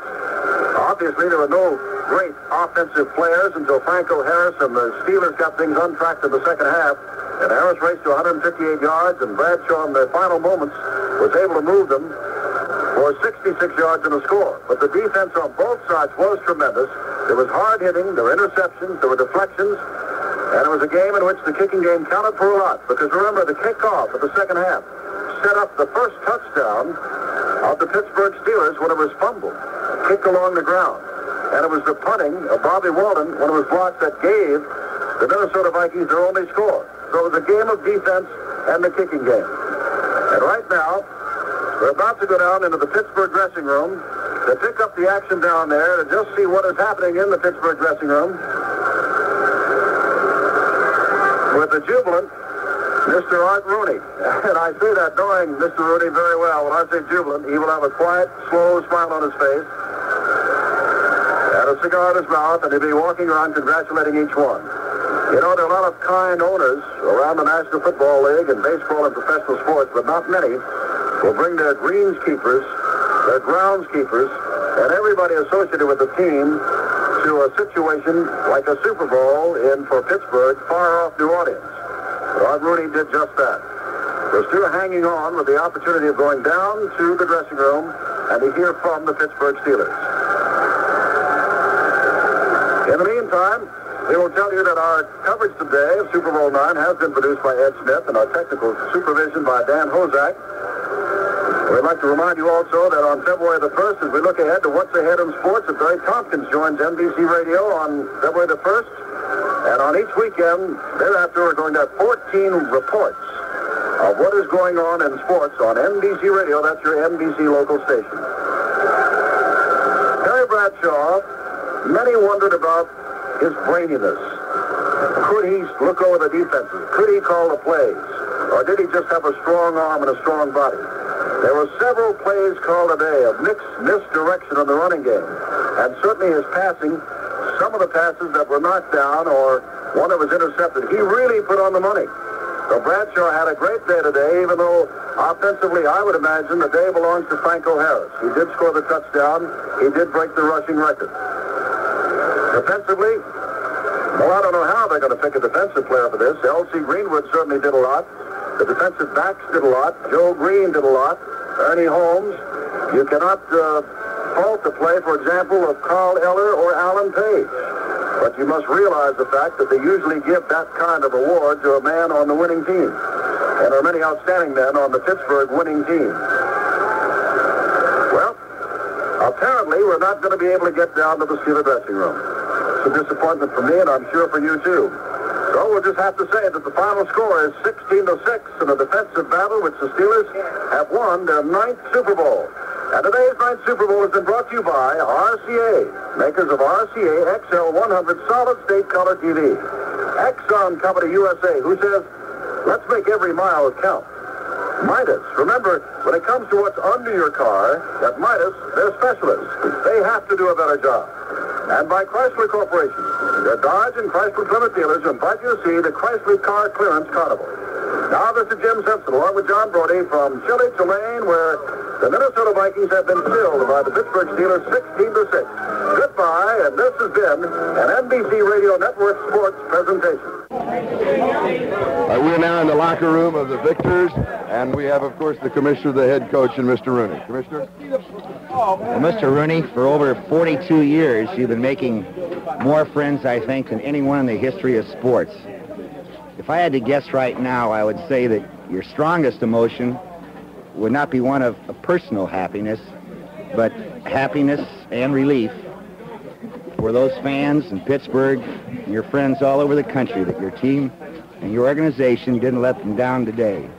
And on behalf of all of them, I'd like to extend my warmest congratulations to you, your great coach, Chuck Noll, your son and president, Dan, and the entire family. And a great, great football team.